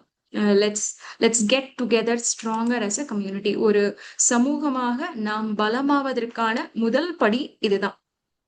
2வது விஷயம் என்ன அப்படின்னு சொன்னா, 2வது விஷயம் வந்து நம்மளுடைய தூக்கத்தை இன்ஷா அல்லாஹ் குரூப்ல ஷேர் பண்றேன். நம்மளுடைய தூக்கம் வந்து ரொம்ப ரொம்ப முக்கியமானது. நம்மளுடைய தூக்கத்த வந்து நம்ம வந்து ரெகுலைஸ் பண்ணிக்கிறதுக்கான கட்டாய தேவை இருக்கக்கூடிய ஒரு காலகட்டத்துல நம்ம வாழ்ந்துட்டு இருக்கோம். நம்ம தூங்கும்போது நம்ம நினைக்கிறோம், படுத்துடுறோம், தூங்கிடுறோம். இது பெரிய வித்தையா? படுத்தா ஈஸியா யார் வேணா தூங்கிடலாம். தூங்கிட்டு காலையில எந்திரிக்க போறோம். அலார்ம் வச்சு எந்திரிக்க போறோம். இது என்ன பெரிய விஷயமா? அப்படின்னா இல்ல. தூக்கம் அப்படின்றது விஷயமே ஒரு பெரிய அற்புதம் அப்படின்னு சொல்லிட்டு நெறைய உளவியல் ஆராய்ச்சியாளர்கள் வந்து இப்ப சொல்றாங்க. Sleep is the best medicine அப்படின்னு சொல்றாங்க. ஏன் அப்படின்னா, இப்ப பாருங்களேன் உதாரணத்துக்கு நம்ம தண்ணி குடிக்கிறோம், டீ குடிக்கிறோம். இந்த மாதிரி நம்ம வந்து நெறைய லிக்விட் ஐட்டம் எடுத்துக்கிறோம்ல. இப்ப இந்த லிக்விட் ஐட்டம்ல இருக்கக்கூடிய கழிவுகள்லாம் எப்படி வெளியேறுது? இப்ப நம்ம லிக்விட் ஐட்டம் எடுத்துக்கிறோம்ல. இந்த லிக்விட் ஐட்டம்ல இருக்கக்கூடிய கழிவுகள்லாம் எப்படி வெளியேறுது? யூரின் யூரின் போகும்போது அந்த கழிவுகள்லாம் வந்து வெளியேறுது. அதே மாதிரி திரவ உணவுகள் எடுத்துக்கிறோம்ல, அ சாப்பாடு எடுத்துக்கிறோம்ல. இந்த சாப்பாட்டுல இருக்கக்கூடிய கழிவுகள்லாம் வந்து மோஷனா வந்து வெளியேறுது. இப்ப பாருங்க, ஒரு நாளைக்கு ஓயாம 24 மணி நேரமும் ஒரே ஒரு உறுப்பு வந்து கொஞ்சம் கூட சோர்வில்லாம, அயர்வில்லாம உழைச்சுக்கிட்டே இருக்கு அப்படின்னு சொன்னா, இதயத்த தாண்டி பிரதானமான இடம் எதுக்கு கிடைக்கும் அப்படின்னா, மூளைக்கு தான் கிடைக்கும். அப்ப மூளை ஒரு நாளைக்கு எவ்ளோ ப்ராசஸ் பண்ணுது? எத்தன பேர பாக்குது, கேக்குது, பேசுது, சாப்பிடுது, உட்காருது, தூங்குது, எந்திரிக்குது, ஓடுது. எல்லா ஃபங்ஷன்ஸுமே மூளையுடைய கண்ட்ரோல்ல தான் இயங்குது. அப்ப இந்த மூளை வந்து தன்னைத்தானே தான்கிட்ட இருக்கக்கூடிய கழிவுகளை மூளை வெளியேற்றக்கூடிய நேரம் எது தெரியுமா? அதுதான் நாம் தூங்கும் நேரம். அப்ப சரியா தூங்கல. நான் 12 மணி வரைக்கும் வந்து மொபைல் பார்த்துட்டு இருக்கேன். இல்ல நான் டிவி பார்த்துட்டு இருக்கேன். இல்ல நான் பேசிக்கிட்டு இருந்தேன். நான் வந்து வேற ஏதோ செஞ்சுட்டு இருந்தேன். எனக்கு சரியா தூக்கம் வரல. இல்லன்னா எனக்கு எவ்ளோ பிரச்சனை தெரியுமா? எனக்கு இருக்கிற ஸ்ட்ரெஸ்ல நான் எப்படி தூங்க முடியும்னு நீங்க நினைக்கிறீங்க? உங்களுக்கு என்ன தெரியும்? அப்படின்னு கூட நம்ம நினைக்கலாம். நெறைய காலங்கள்ல நான் இத நினைச்சு கவலைப்படுறேன், அத நினைச்சு கவலைப்படுறேன். எனக்கு தூக்கம் வரமாட்டேங்குது அப்படின்னு சொல்றோம்ல. தூக்கமின்மைதான் அநேகமான உயிர்கொல்லி நோய்களுக்கான அடிப்படை காரணமாக இருக்கு. ஏன் அப்படின்னா, தன்னைத்தானே சுத்திகரிச்சுக்கிட்டாதான் மூளை வந்து அடுத்த நாளுக்குரிய வேலைகள வந்து செய்யும். மூளை உயிரோட இல்ல அப்படின்னு சொன்னா கதை முடிஞ்சு போச்சு. பிரெயின் டெட் அப்படின்னா டெட். Everything is dead. அப்ப மூளை தன்னைத்தானே சுத்திகரித்துக் கொள்ளக்கூடிய இந்த ப்ராசஸ்க்கான பேரு தான் வந்து தூக்கம். சுப்ஹானல்லாஹ். அப்ப இந்த தூக்கத்துல வந்து 4 ஸ்டேஜஸ் இருக்கு அப்படின்னு சொல்லிட்டு ஆராய்ச்சி சொல்லுது. என்ன ஸ்டேஜ்? முதல் ஸ்டேஜ்ல வந்து லைட்டான ஸ்லீப். லைட்டா படுத்த உடனே நான் படுக்கிறதுக்கு தயாராயிட்டேன். நான் ஓய்வெடுக்க தயாராயிட்டேன். நான் சொல்றது இரவு நேர தூக்கத்த சொல்றேன். சரியா? ஓய்வெடுக்க தயாராயிட்டேன். நான் படுக்க தயாராயிட்டேன் அப்படின்னு சொல்லும்போது, அந்த ஆரம்ப கட்டத்துல ரிலாக்ஸ் ஆகுதுல, அதுதான் வந்து ஃபர்ஸ்ட் ஸ்டேஜ். சரியா? இப்ப இந்த ஸ்டேஜ்ல உடம்பு வந்து ரெஸ்ட் ஆக போகுது அப்படின்றது மட்டும் தான் வந்து மனசுல பதியும்.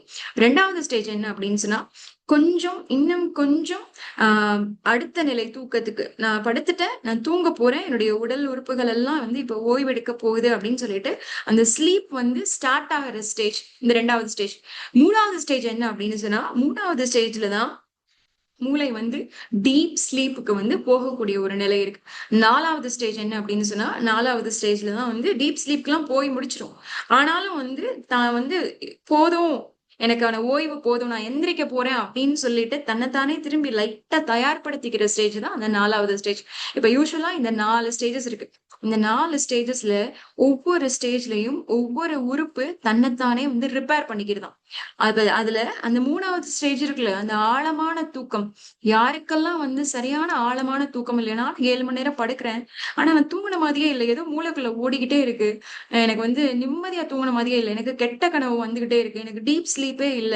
அப்படின்னு சொன்னா, நம்மளுடைய மூளைகள் எல்லாம் என்னையும் உட்படுத்தி தான் சொல்றேன். நம்மளுடைய மூளைகள் எல்லாம் தன்னைத்தானே டீடாக்ஸிஃபை பண்ணிக்கவே இல்ல. டிஸ்டர்பன்ஸே இல்லாம என்னால தூங்க முடியல அப்படின்னு சொன்னா, நம்மளுடைய பெரிய பிரச்சனை அதுதான். அப்ப இந்த ஸ்லீப் சைக்கிள வந்து நம்ம விளங்கிக்கணும். இதுவே வந்து ஒரு பெரிய அருள். அல்லாஹ் சுப்ஹானஹு வ தஆலாவுடைய ஒரு பெரிய அருள். நபி ஸல்லல்லாஹு அலைஹி வஸல்லம் என்ன சொல்றாங்க? ஒவ்வொரு இரவு தூக்கமும் கிட்டத்தட்ட வந்து நம்மளுடைய மறுமை நாளை நினைவுபடுத்தக்கூடியது மாரி தான் இருக்கு. ஒரு சின்ன மரணம் தான். தூக்கம் ஒரு சின்ன மரணம். நல்லா ஆழமா தூங்க ஆரம்பிக்கும் போது தான் இந்த ரப்பு கிட்ட போயிருது.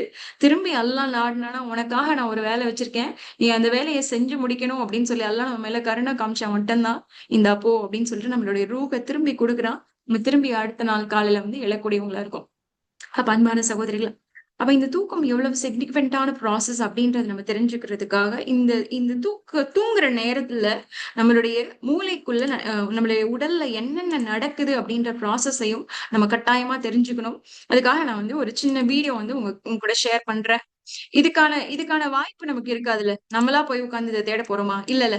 இப்ப நான் இந்த ப்ராசஸ எக்ஸ்பிளைன் பண்ணிட்டேன். இந்த வீடியோ வந்து இங்கிலீஷ்ல தான் இருக்கு. உங்களுக்கு பாருங்க. புரியல அப்படின்னு சொன்னா நம்ம இன்னொரு டைம் கூட அதுக்கான கிளாரிட்டி எடுத்துக்கலாம். சரியா? கவனமா பாருங்க.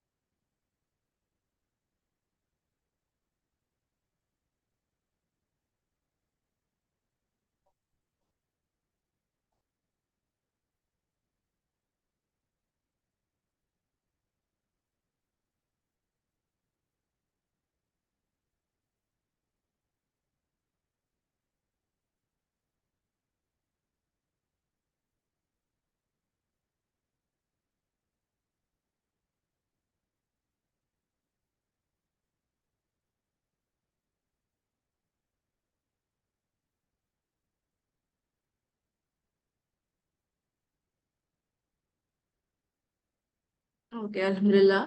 பார்த்தோம் அப்படின்னு சொன்னா, அ எவ்வளவு எவ்வளவு விஷயங்கள் நடக்குது. நம்ம நினைக்கிறோம் போய் படுத்துடுறோம், தூங்கிடுறோம். இது லைட் ப்ராசஸ் தானே அப்படின்னு நினைக்கிறோம்.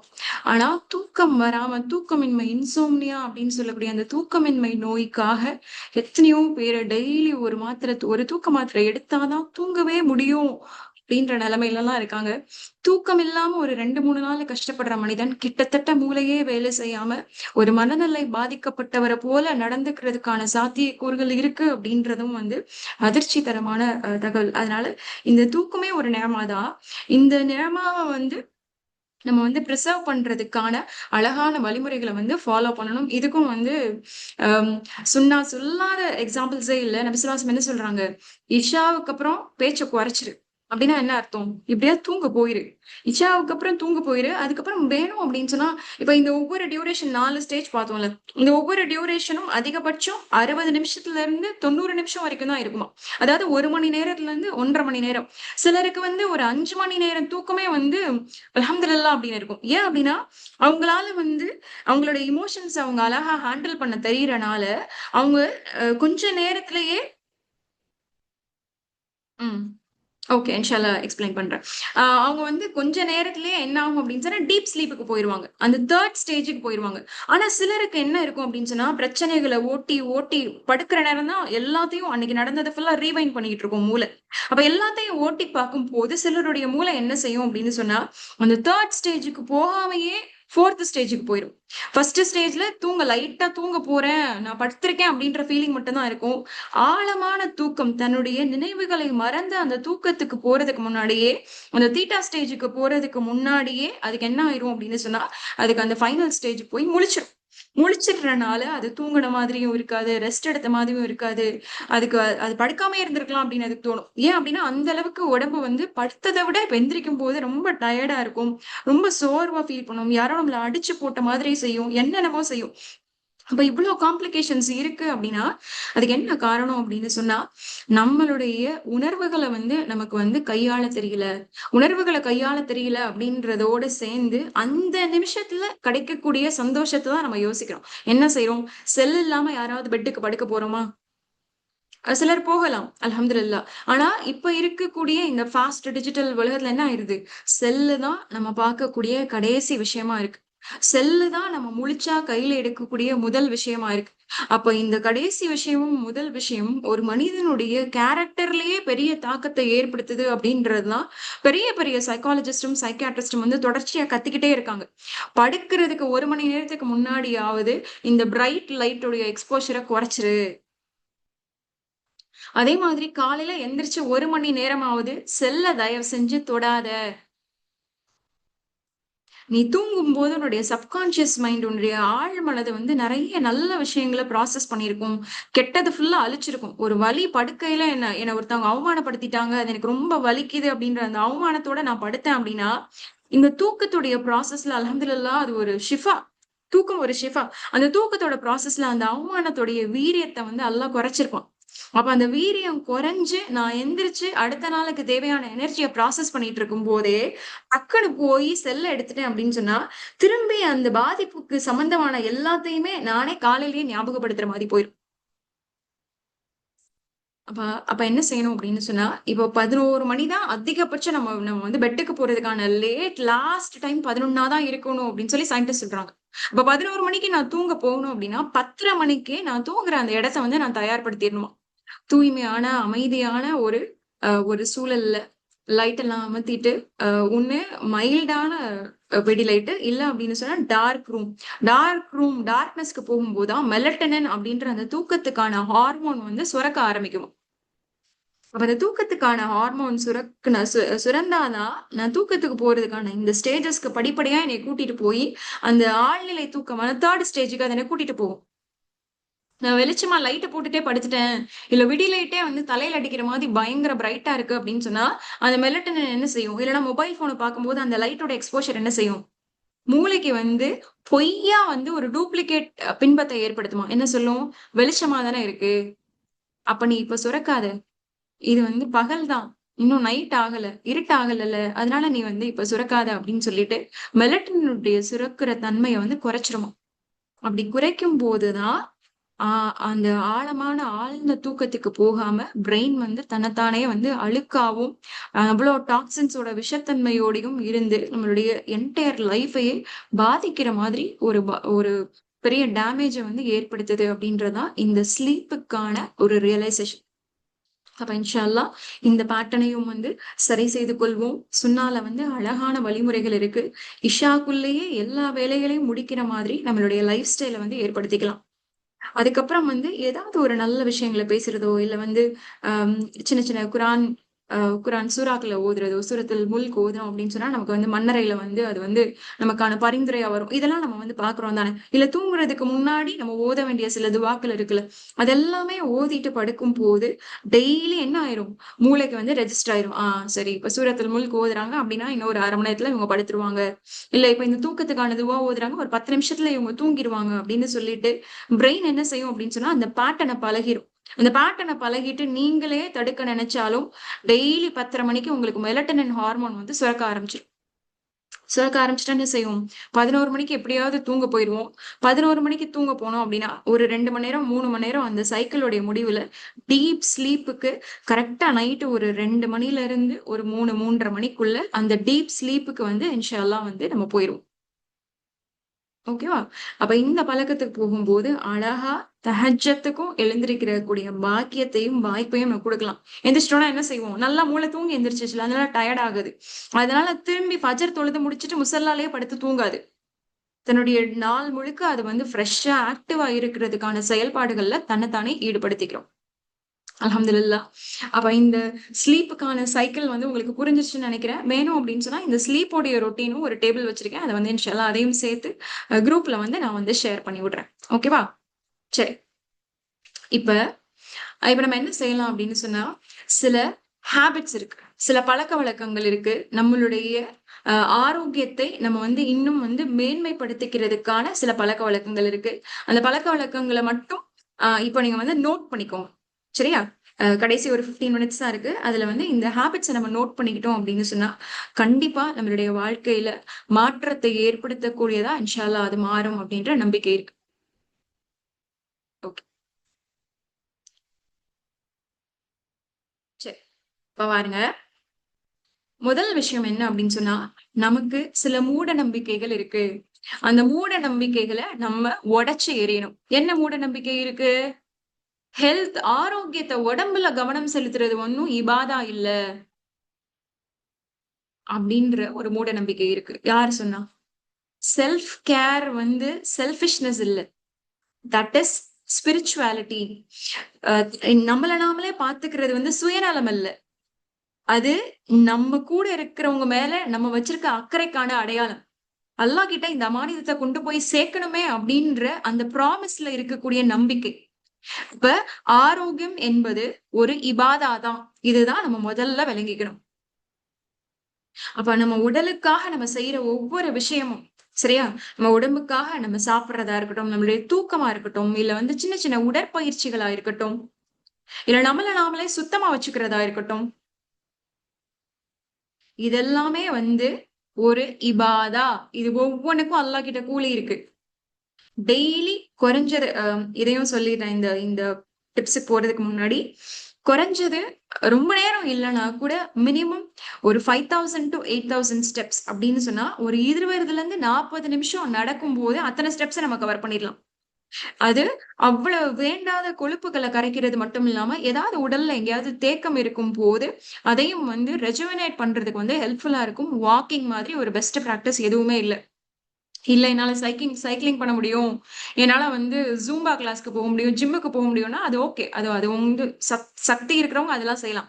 இல்ல என்னால அதுக்கெல்லாம் வாய்ப்பு இல்லை அப்படின்னு சொன்னா மொட்டை மாடிக்கெல்லாம் போவேணாம். வீடு இருக்குல்ல, வீட்டுக்குள்ள ஒரு ஹால் இருக்குதானே, அதுல உங்களால முடிஞ்ச வரைக்கும் நல்ல கைகளை வீசி ஒரு 20 இருந்து 40 நிமிஷம் நடந்தே தீர வேண்டும். கட்டாய கடமையில இருக்கும். இல்ல அப்படின்னு சொன்னா நம்மளுடைய அடிப்படை விஷயங்களை கூட நடந்து போய் பண்ண முடியாத அளவுக்கு தேங்கிடுவோம் ஒரு கட்டத்துல. மூவ்மெண்ட் இல்லாம போயிடும். அப்ப பிசிக்கல் எக்ஸசைஸ்லயும் ப்ளீஸ் கவனம் செலுத்துங்க. 4வது கிளென்லினஸ் பார்த்தோம்ல, தூய்மையா இருக்கணும்னு. தூய்மை ஈமானில் பாதி. சுபஹானல்லாஹ். ஆனா இன்னைக்கு நிறைய இடங்கள்ல முஸ்லிம்களுக்கு வீடே கொடுக்கறது இல்ல. ஏன்னு கேட்டா எவ்வளவு வேதனையா இருக்கு தெரியுமா? என்ன சொல்றாங்க? உங்களுடைய வீடுகள்லாம் அவ்வளோ அவ்வளோ ஸ்மெல் அடிக்கும், அவ்வளவு நாத்தமா இருக்கும், டர்ட்டியா இருக்கும், கிச்சன் பக்கம் போகவே முடியாது, எப்ப பார்த்தாலும் கவுச்சி வீச்சும் இருந்துகிட்டே இருக்கும் அப்படின்னு சொல்லி இவ்வளவு கேவலமா இருக்கு அதை கேட்கறதுக்கு. அதுவா அதுவா நம்மளுடைய உம்மா? இதே இப்படிப்பட்ட ஒரு சமூகத்தை நபி ஸல்லல்லாஹு அலைஹி வஸல்லம் வளர்த்துட்டு போனாங்க. நீ பூண்டும் வெள்ளைப்பூடும் வெங்காயமும் சாப்பிட்டுட்டு பள்ளிக்கு கூட வராத அப்படின்ற அளவுக்கு தான் நம்மளுடைய தூய்மையை பேணக்கூடியவங்களா இருந்தாங்க நபி ஸல்லல்லாஹு அலைஹி வஸல்லம். ஒரு நாளைக்கு 5 தடவை ஒவ்வொரு நேரமும் ஒழு செய்யும் போது மிஸ்வாக் பண்ணு. அந்த அளவுக்கு உன்னுடைய உன்னுடைய வாடை நறுமணமா தான் இருக்கணும். உன்னை பார்க்கும்போது நறுமணத்துல முகம் மலரக்கூடியவங்களா தான் இருக்கணும். மூஞ்சியை திருப்பிட்டு போகக்கூடியவங்களா இருக்கக்கூடாது அப்படின்றதுதான் நபி ஸல்லல்லாஹு அலைஹி வஸல்லம் நமக்கு அப்படி ஒரு சமூகத்தை தான் கட்டி எழுப்பிட்டு போனாங்க. ஆனா இன்னைக்கு நம்ம என்ன செய்யறோம்? 2 நாள் குளிக்கிறது இல்ல. இல்லைன்னா வீட்டுல இருக்கும்போது ஒரு அழுக்கு நைட்டி, தொழுக போகையில அல்லாஹ்வை பார்க்க போறோம், ரப்ப சந்திக்க போறோம். ரப்ப சந்திக்கும் போது எவ்வளவு மோசமான ட்ரெஸ்.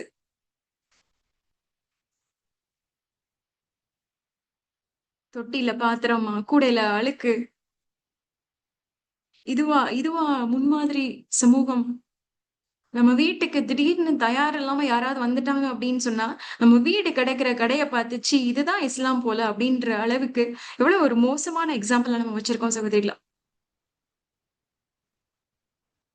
தூய்மையாக இருக்கிற ஒரு உடம்பும் தூய்மையாக இருக்கக்கூடிய ஒரு இடத்திலையும் வாழும் போது அதுவே உடலுக்கு அவ்வளவு புத்துணர்வை ஏற்படுத்துதான். காரணம் இல்லாம ரசூலுல்லாஹி எதுவுமே சொல்லல. அதனாலதான் தூய்மை ஈமானில் பாதி ஆயிடுச்சு. அப்போ ஒரு ஸ்ட்ராங்கான பிசிக் இருக்கணும் அப்படின்னு சொன்னா, என்னுடைய உடல் பலமாக இருக்கணும் அப்படின்னா என் உடலை நான் குளிச்சு தேவையான பர்சனல் கேர் எடுத்துட்டு அதை நான் தூய்மையா வச்சுக்கணும். நான் அணியக்கூடிய ஆடை தூய்மையா இருக்கணும். எல்லாமே என்னுடைய இஸ்லாம பிரதிபலிக்குது. எல்லாமே நான் அல்லாஹ்வுடைய அம்பாசிடர். நான் ரப்புடைய பிரதிநிதி. என்னுடைய இறைவன் அழகானவன்னு சொல்றான். நான் நான் அப்ப என்ன செய்றேன்? அழகுனா மேக்கப் பண்ணிக்கிட்டு அ அ விலை உயர்ந்த ஆடைகளை அந்த அழகு இல்ல. எளிமையான தூய்மை தான் நிஜமான அழகு. அப்ப இந்த தூய்மையிலயும் நாம கவனம் செலுத்தக்கூடியவர்களாக இருக்கணும். சும்மா போய் இந்த செஷன் முடிச்சுட்டு வீட்ட சுத்தி பாருங்க. எதெல்லாம் சுத்தம் செய்யணும், மொத்தத்தையும் இழுத்து போட்டு 2 நாள் படுத்துக்கிற வேண்டாம். சின்ன சின்னதா செய்யலாமே. ஒரு டெய்லி ஒரு 1/4 மணி நேரம் செலவு செஞ்சாலே, அன்றாட டெய்லி கிளீன் பண்ணும்போது, பெரிய அளவுல வந்து நமக்கு வந்து எஃபோர்ட் இருக்காது. இல்ல சில வீடுகள்ல வந்து வேலைக்கு ஆட்கள் வச்சிருந்தோம் அப்படின்னு சொன்னா, அவங்க நமக்கு அந்த சப்போர்ட் செய்யலாம். அதனால நம்முடைய தூய்மை, நம்முடைய இஸ்லாத்தை பிரதிபலிக்கக்கூடிய ஆயுதமாக இன்ஷா அல்லாஹ் மாறுவதற்கு அல்லாஹ் நமக்கு உதவி செய்யணும் அப்படின்னு சொல்லிட்டு நான் பிரார்த்தனை செஞ்சுக்கிறேன். அப்ப அல்ஹம்துலில்லாஹ் இன்னைக்கு நம்ம உடலை பலப்படுத்தக்கூடிய வழிமுறைகள்ல 4 வழிமுறைகள் நம்ம பார்த்தோம். நாம் உட்கொள்ளக்கூடிய உணவு. அடுத்து வந்து நான் அ பொடுப்போக்காக நினைக்கக்கூடிய தூக்கம். நம்மளுடைய மூளை நம்மள வந்து தன்னுடைய கழிவுகள வந்து வெளியேற்றக்கூடிய ப்ராசஸும், அடுத்த நாளுக்கு தேவையான ஆற்றலை சம்பாரித்துக் கொள்ளக்கூடிய ஒரு ட்ரெஷராவும் எப்படி இருக்கு அப்படின்றத பார்த்தோம். அதுக்கப்புறம் வந்து ஒரு இறை நம்பிக்கையாளருக்கு வந்து உடற்பயிற்சி எவ்வளவு முக்கியம் அப்படின்னு பார்த்தோம். நபி ஸல்லல்லாஹு அலைஹி வஸல்லம் வந்து குதிரை ஓட்டத்துல இருந்திருக்காங்க, ஓடியிருக்காங்க, ஈட்டி எறிஞ்சிருக்காங்க. எவ்வளவு பிசிக்கல் ஆக்டிவிட்டீஸ் இருந்த ஒரு சமூகம். ஆனா இன்னைக்கு ஸ்போர்ட்ஸ் அப்படின்னு எடுத்துட்டோம் அப்படின்னு சொன்னா, அதுல இஸ்லாமியர்களோட பேரு கம்மியா இருக்கு.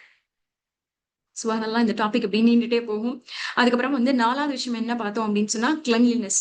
தூய்மை ஒரு இறை நம்பிக்கையாளரோட ஈமான்ல பாதி அப்படின்னு சொன்னா, தூய்மைக்கு நாம நம்மளுடைய லைஃப்ல எந்த அளவு, எந்த இடத்த குடுத்து வச்சிருக்கோம் அப்படின்றதையும் சிந்திக்கக்கூடியவர்களாக இருக்கணும். அல்ஹம்துலில்லாஹ். இப்ப இந்த அடிப்படையில நம்ம பார்றோம் அப்படின்னு சொன்னா, அப்ப முதல் விஷயம் என்ன அப்படின்னா, மிஸ்கன்செப்ஷன்ஸ். நமக்கு தவறான புரிதல் என்ன இருக்கு அப்படின்னா, நம்மை நாமே இந்த 4 விஷயத்துல கவனம் செலுத்துறோம்னு வச்சுக்கோங்களேன். இந்த 4 விஷயத்துல கவனம் செலுத்துறது வந்து நேரத்தை வீண் விரயம் செய்வதில்ல. அல்லாஹ்வுடைய அமானிதத்தை பாதுகாப்பதற்காக உழைப்பது. அப்ப உடல் நலத்தில் கவனம் செலுத்துவது ஒரு இபாதா. இது ரொம்ப ஸ்ட்ராங்கா பதிச்சுக்கணும். எப்படி தொழுகை ஒரு இபாதாவோ, எப்படி நோன்பு நோற்பது ஒரு இபாதாவோ, எப்படி ஹஜ் ஒரு இபாதாவோ, அதே மாதிரி நம்மளுடைய ஆரோக்கியத்தை உடம்ப நல்லா பார்த்துக்கிறதும் ஒரு இபாதா தான். ஓகேவா? 2வது விஷயம் என்ன அப்படின்னு சொன்னா, சில சில இடங்கள்ல வந்து இருக்கு. ஆமா, வீட்ல தானே இருக்க. நான் தானே வெளிய போறேன் அப்படின்னோ, இல்ல நீங்க தானங்க வெளிய போறீங்க. நான் வீட்ல தானங்க இருக்கேன். நான் இதே கூட சாப்பிட்டுக்கிறேங்க அப்படின்னு சொல்லிட்டு, பெண்கள் தங்களுடைய ஆரோக்கியத்துல கவனம் செலுத்த வேண்டிய பெரிய அளவுல தேவையில்ல, அவசியம் இல்ல அப்படின்னு நினைக்கிறதே தப்பு.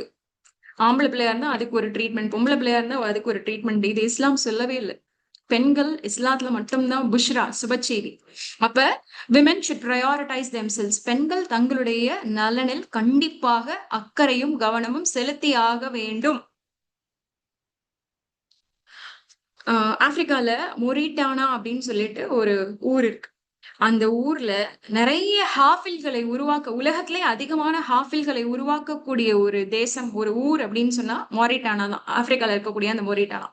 அந்த மொத்த சமூகமுமே தஹஜ்ஜுதுக்கே எந்திரிச்சுருமா. அது மாதிரி இஷாவோட எல்லாருமே வந்து தூங்கிருவாங்க. அப்ப ஏறத்தாழ 10 வயசுக்குள்ளேயே எல்லா பிள்ளைகளும், பெண் பிள்ளைகளும், ஆண் பிள்ளைகளும் ஹாஃபில்கள் ஆயிருவாங்க. அப்படிப்பட்ட அந்த ஊர்ல சீரா இருக்குல்ல, நபி ஸல்லல்லாஹு அலைஹி வஸல்லம் வாழ்க்கை வரலாறு இருக்குல்ல, அந்த சீராவை கற்றுக் கொடுக்கக்கூடிய பயிற்சியாளர்களாக, ஆசிரியர்களாக பெண்கள் தான் இருக்காங்களாம். ஏன் அப்டின்னா, அந்த பெண் நபி ஸல்லல்லாஹு அலைஹி வஸல்லம் சொன்ன வழிமுறைப்படி வாழ்றனால தான், அல்லாஹ்வுடைய வார்த்தைகள இதயத்துல சாகுற வரைக்கும் தாங்கக்கூடிய ஹுஃபாதுகள, ஹாஃபில்கள உருவாக்கக்கூடிய ஒரு சமூகத்த அந்த பெண்கள் வந்து உருவாக்கிக்கிட்டு இருக்காங்க. சுப்ஹானல்லாஹ்.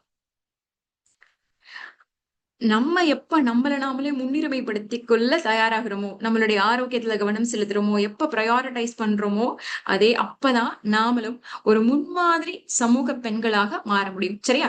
அப்ப ஆண் தான் உயர்வு, பெண் தாழ்வு அப்படின்றது இல்ல. சமநிலை அப்படின்னு சொல்லிட்டு இங்க ஃபெமினிசம்லாம் நம்ம பேசல. உங்களையும் பார்த்துக்கோங்களேன். நீங்களும் முக்கியம் தானே! அதனால தானே நபி ஸல்லல்லாஹு அலைஹி வஸல்லம் வந்து தாய்க்கு வந்து தந்தைய விட தரஜாவ உயர்த்தி குடுத்திருக்காங்க. சுப்ஹானல்லாஹ். அப்ப இந்த அடிப்படையில நம்மளும் முக்கியமானவர்கள். சரியா? 3வது விஷயம் என்ன அப்படின்னு சொன்னா, முதுகு வலிக்கு இத பார்த்துக்கலாம். சரி இதுக்கு என்ன கொஞ்ச நேரம் ரெஸ்ட் எடுத்தா போதும். அப்படின்னு சொல்லிட்டு, அப்படியே வந்து நமக்கு இருக்கக்கூடிய கஷ்டங்கள வந்து கவனிக்காம இருக்கோம்ல. எனக்கு என்ன செய்யுது அப்படின்னு சொல்லிட்டு, அந்த நோயுடைய கடைசில தான் நான் போய் பார்க்கிறது. ஸ்டார்ட்டிங்லயே அது லேசா செய்யும் போதே அத வந்து கவனிக்கிறது இல்ல. பாத்துக்கலாம். அது பீரியட்ஸ் டயத்துல மட்டும் தான் வலிக்குது. ஒண்ணும் பிரச்சனை இல்லல்ல. அப்புறமா பாத்துக்கிறேன் அப்படின்னு சொல்லிட்டு செஞ்சுட்டு என்ன செய்றது? அதுக்கு என்ன பதில் சொல்றது? அல்லாஹ் யார அதிகமா நேசிக்கிறானோ, அவங்கள தானே அதிகமா சோதிப்பான். அப்ப இந்த வலி வந்து எனக்கான சோதனை தானே. என்னுடைய பாவத்த மன்னிக்குது தானே. இத சொல்லல இஸ்லாம். அசால்ட்டா உன்ன நீ கவனிக்காம இருந்துட்டு, கடைசியா நோய் இழுத்து வச்சுக்கிட்டு, என்னுடைய நோய் வந்து எனக்கு வந்து சோதனை தான். அல்லாஹ்வுடைய புறத்துல இருந்து எனக்கு இது தரஜா உயர்த்தி குடுக்கும். அத சொல்லல. இஸ்லாம் வந்து எப்பயுமே எளிமைய மட்டும் தான் விரும்புது. கடினமான கடைசி கஷ்டத்து வரைக்கும் இழுத்துட்டு போயிட்டு, பழிய ஃபுல்லா அல்லாஹ் மேல போட்டுறதுக்கு சொல்லல. அப்ப நம்மளுடைய உடல்ல ஏதாவது சின்ன சிம்டம் காமிச்சா கூட, தயவு செய்து அந்த உடல் உடல் பலவீனத்த வந்து அட்ரஸ் பண்ணியே ஆகணும். அதுக்கான சரியான ட்ரீட்மெண்ட்ட எடுத்தே ஆகணும் அப்படின்றதுல எந்த மாற்று கருத்துமே இல்ல. புரியுதா? இஸ்லாம் எளிமையை தான் விரும்புகின்றது. கடினத்தன்மையை அல்ல.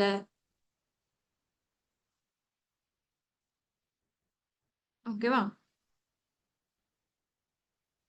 இப்ப இந்த இந்த சில சென்சிட்டிவான விஷயங்கள் இருக்கு. பிரஸ்ட் கேன்சர், சர்விக்கல் கேன்சர் இந்த மாதிரி சென்சிட்டிவான விஷயங்கள் இருக்கு. நம்ம என்ன செஞ்சுடுறோம் அப்படின்னு சொன்னா, இப்ப வந்து நம்மளுடைய பிரஸ்ட்ல வந்து சின்ன கலல மாதிரி இருக்கு, சின்ன கட்டி மாதிரி இருக்கு அப்படின்னா, அத சொல்றதுக்கு சங்கடப்பட்டுக்கிட்டு, இல்ல வந்து டாக்டர்ட்ட போனா வந்து அந்த ட்ரீட்மெண்ட்டுக்கு சங்கடப்பட்டுக்கிட்டு, இப்படி கவனிக்காம விட்டுறனால பிரஸ்ட் கேன்சருடைய எண்ணிக்கை எவ்வளவு ஜாஸ்தியா இருக்கு தெரியுமா சிஸ்டர்ஸ்? இல்ல அப்டின்னா சர்விக்கல் கேன்சர். நம்மளுடைய அந்த பிரைவேட் பார்ட்ல வந்து ஒரு பிரச்சனை இருக்கு. ஒரு இன்ஃபெக்ஷனே வச்சுக்கோங்களேன். சர்விக்கல் கேன்சர் வரைக்கும் போக வேண்டாம். ஒரு சாதாரண இன்ஃபெக்ஷனே இருக்கு அப்படின்னு ஒரு யூரினரி இன்ஃபெக்ஷனே இருக்கு. இல்ல அப்படின்னு சொன்னா அங்க வந்து சின்னதா கட்டி இருக்கு. ஏதோ பிரச்சனை இருக்கு அப்படின்னு சொன்னா, அத சொல்றதுக்கு கூட அ தயங்கிக்கிட்டு, வெட்கப்பட்டுக்கிட்டு, அவமானப்பட்டுக்கிட்டு இருக்கிறனால என்ன செய்றோம்? நம்மளுடைய அ ஆரோக்கியத்த வந்து நம்மளே வந்து பெரிய டேமேஜ்க்கு ஆளாக்குறோம். அதனால இந்த தயக்கமான இப்படிப்பட்ட விஷயங்களை எல்லாம் தயவு செய்து எந்த டாக்டர்ட்ட போய் சரியா அட்ரஸ் பண்ணணுமோ, அட்ரஸ் பண்ணி தான் ஆகணும். ஓகேவா? ஓகே. சரி. அல்ஹம்துலில்லாஹ். அப்ப 4 விஷயங்கள்ல நல்லா கவனம் செலுத்துங்க. நம்மை நாமளே நம்மளுடைய ஆரோக்கியத்தை பார்த்துக் கொள்வது சுயநலமல்ல. அது ஒரு இபாதா. 2வது வந்து பெண்கள் தங்களுடைய ஆரோக்கியத்திலும், தங்களுடைய நலனிலும் அக்கறை செலுத்த வேண்டும். ஆண்கள் தான் முக்கியம். நாங்க வந்து ஒண்ணும் நாங்க வந்து பிரையாரிடைஸ் பண்ணி அப்புறமா பார்த்துக்கிறோம் அப்படின்னு சொல்லிட்டு, நோ செகண்ட் தாட். சரியா? ஒரு முன்மாதிரி சமூகத்துக்கு கண்டிப்பாக பலமான பெண்கள் தேவை. 3வது விஷயம் என்ன அப்படின்னு சொன்னா, எந்த சின்ன உடல் சார்ந்த விஷயமாக இருந்தாலும், அதுல கவனம் செலுத்தி அத உடனே போயி, அதுக்கு என்ன ட்ரீட்மெண்ட் எடுக்கணுமோ, அத கண்டிப்பா வந்து நம்ம ட்ரீட்மெண்ட் எடுத்துறணும். சரியா? ஓகே. நல்லா தெரிஞ்சுக்கலாம். நம்மளுடைய உடல் அல்லாஹ்வுடைய புறத்திலிருந்து நமக்கு கிடைத்திருக்கக்கூடிய பெரிய அமானிதம். இந்த இந்த அமானிதம் நம்மளுடைய உடல் எவ்வளவு வேல்யூவானது தெரியுமா? நம்மளுடைய உடல் வந்து பெரிய ட்ரெஷர். அந்த ட்ரெஷருடைய அம் வேல்யூ வந்து நமக்கு புரிஞ்சுச்சு அப்படின்னு சொன்னா, கண்டிப்பாக வந்து நம்ம வந்து இப்படி அசால்ட்டா வந்து இருக்கவே மாட்டோம். அந்த ட்ரெஷருடைய வேல்யூ தெரிஞ்சுக்கணும் அப்படின்றதுக்காக, நான் நான் வந்து நம்மளுடைய ரியலைசேஷனுக்காக ஒரு சின்ன சார்ட் ரெடி பண்ணி வச்சிருக்கேன். இந்த சார்ட்ட பார்க்கும்போது, ச்சே! இவ்ளோ மகத்துவமானதா அப்படின்றது வந்து கண்டிப்பா நமக்கு தோணும். பாருங்களேன். ஒரு 2 மினிட்ஸ் தான் ஆகும் இந்த சார்ட்டுக்கு.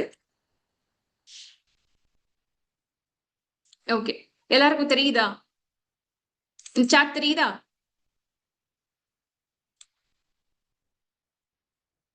தெரியுதா? தெரியுதா? யாராவது ஒருத்தர் எஸ் போடலாம் சாட்ல. ஓகே. அல்ஹம்துலில்லாஹ். சரி பாருங்க. இப்ப பாருங்க. இங்க சில சில பார்ட்ஸ் தான் எடுத்திருக்கேன். நீ ஏன் வந்து உடலுக்கு நம்ம இவ்ளோ வேல்யூ குடுக்கணும்? அது என்ன அந்த அளவுக்கு பெரிய இதா? அப்படின்னு சொல்லிட்டு அசால்ட்டா இருக்கோம்ல. அந்த அசால்ட்ட தனம் குறைக்கணும் அப்படின்றதுக்காக தான் இந்த ரெப்ரசன்டேஷன். இப்ப இத பார்த்தீங்க அப்படின்னா, நம்மளுடைய இதயம் இருக்குல்ல. நம்மளுடைய இதயம் ஒரு நாளைக்கு எந்த தங்கு தடையுமே இல்லாம விடாம ஒவ்வொரு நிமிஷமும் 72ல இருந்து 80 தடவ துடிக்குது. இந்த வேலைய அது செய்யணும் அப்படின்னு சொன்னா, அதோடைய வேல்யூ என்ன தெரியுமா? இதயத்துல பழுது ஏற்பட்டுருச்சுன்னா, அத ரீப்ளேஸ் பண்றதுக்கான ட்ரீட்மெண்ட் காஸ்ட் என்ன தெரியுமா? 18ல இருந்து 25,00,000 செலவு செஞ்சா தான், இதய மாற்று அறுவை சிகிச்சை நம்மளால செய்ய முடியும் இந்தியால. அப்ராட்லாம் இத விட ஜாஸ்தி.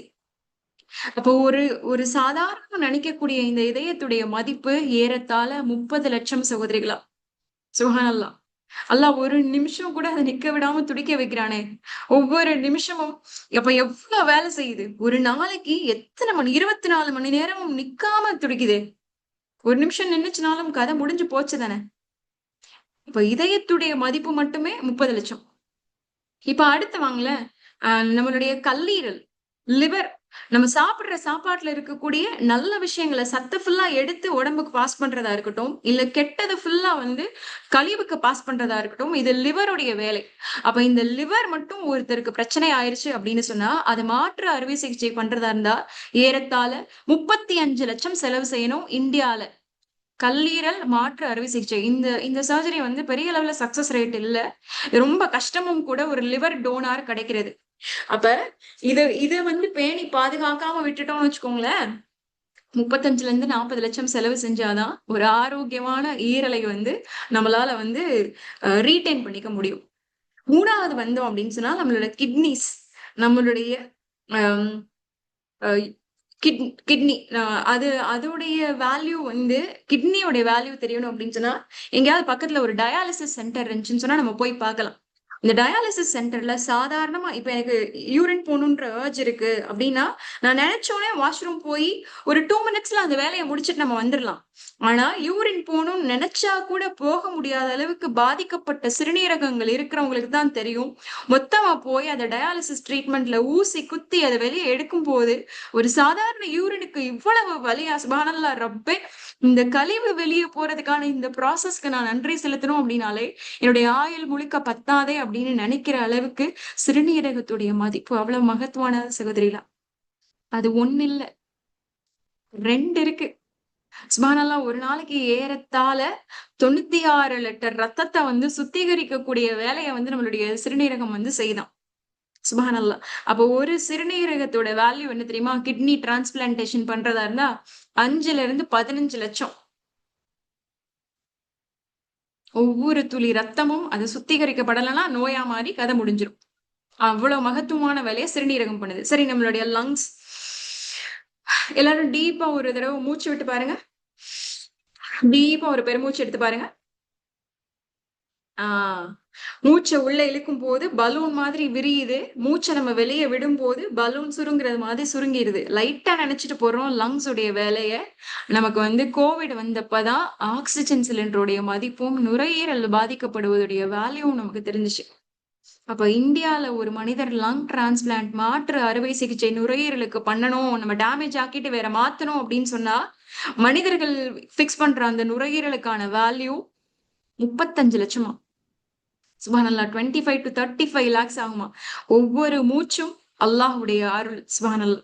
அதே மாதிரி கண்ணு, இப்ப எவ்வளவு நேரம் போன் ஸ்கிரீனை பார்த்துட்டு உட்காந்துருக்கோம், எவ்வளவு நேரம் லேப்டாப் ஸ்கிரீனை பார்த்துருக்கோம். இப்ப நம்ம ஜாயின் பண்ணி 1.5 மணி நேரம் ஆச்சு. ஆனா இந்த ஒரு குட்டி பார்வையுடைய வேல்யூ என்ன தெரியுமா? 10 லட்சம். சுப்ஹானல்லாஹ், என்னென்ன பாக்குறோம்.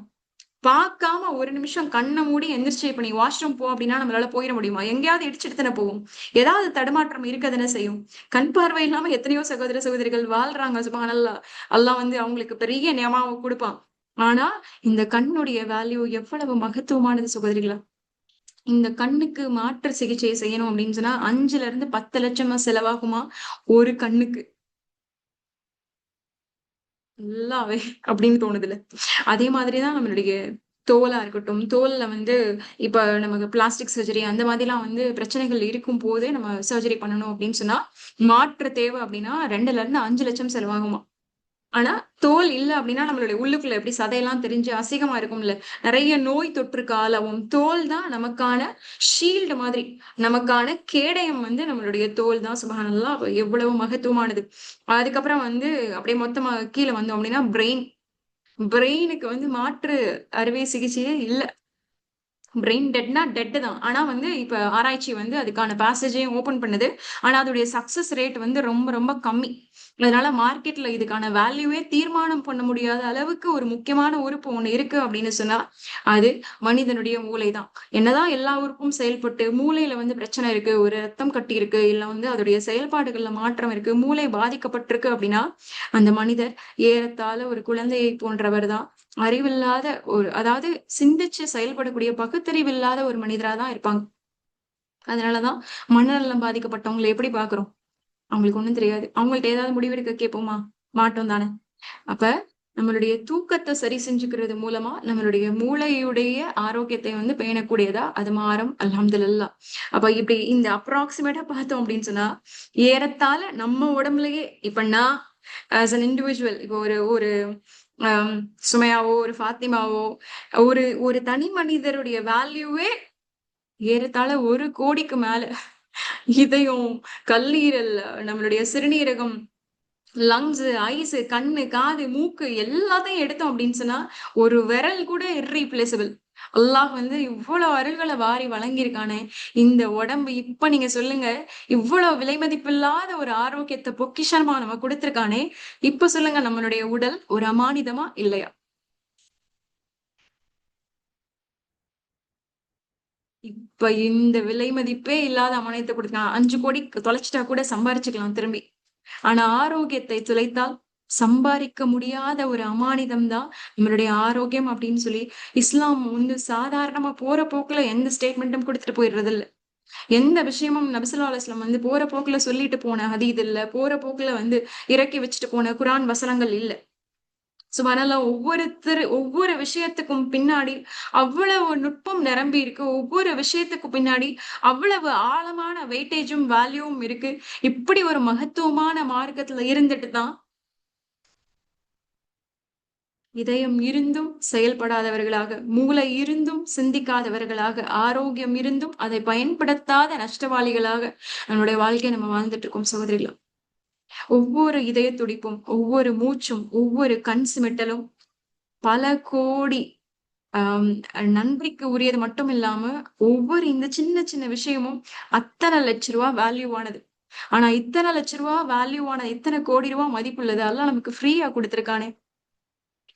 இந்த ஃப்ரீயா கொடுத்த இந்த விஷயத்த அவனை நன்றி செலுத்துறதுக்கு பயன்படுத்துறோமா, இல்ல அவனுக்கு பிடிக்காத விஷயங்களை செய்யறதுக்கு பயன்படுத்துறோமா அப்படின்ற அந்த கேள்விய நமக்கு நாமளே கண்டிப்பாக கேட்டுக்கொள்ள வேண்டும் சகோதரிகளா. எவ்வளவு வலிக்கு இதுல. இதை நினைச்சு பார்த்தோம் அப்படின்னு சொன்னா இதை எப்படி சொல்றது அப்படின்னே தெரியல. இதை என்ன மாதிரி இதை எடுத்துக்கிறது அப்படின்னே தெரியல. அல்லாஹ் இவ்வளவு விலை மதிப்பே இல்லாத இந்த அமானிதத்தை கொடுத்திருக்கான்ல, இந்த அமானிதத்தை நம்ம எதுக்காக பயன்படுத்துறோம்? நம்ம நல்ல விஷயங்களுக்காக பயன்படுத்துறோமா, இல்ல இந்த அமானிதத்தை அல்லாஹ்வுக்கு பிடிக்காத விஷயங்களுக்காக பயன்படுத்துறோமா அப்படின்ற இந்த சிந்தனையோட இந்த செஷனை வந்து நம்ம நிறைவு செஞ்சுக்கலாம். இப்ப நம்ம இவ்வளவு உறுப்புகள் பார்த்தோம்ல, இவ்வளவு உறுப்புகளை வச்சு அல்லாஹ் என்னென்னமோ நமக்கு கொடுத்திருக்கான், இவ்வளவு வேல்யூ கொடுத்திருக்கான், அதெல்லாம் பார்த்தோம்ல. ஆனா இந்த உறுப்புகள் எல்லாம் நம்ம எதுக்காக பயன்படுத்துறோம் அப்படின்றத ஒரே ஒரு நிமிஷம் யோசிச்சு பாருங்களேன் சகோதரிகளா. ஏன் அப்படின்னா இந்த உறுப்புகள் எல்லாம் நாளை நமக்கு நம்முடைய மறுமையில் நமக்கு எதிராக சாட்சி சொல்லும். என் கண்ணுதான், என் காதுதான், என்னோட நாக்குதான், என் கைதான், என் கால் தான், என் இதயம் தான். ஆனா எனக்கு எதிரா என் ரப்பு கிட்ட நாளைக்கு மறுமையில வந்து சாட்சி சொல்லும்.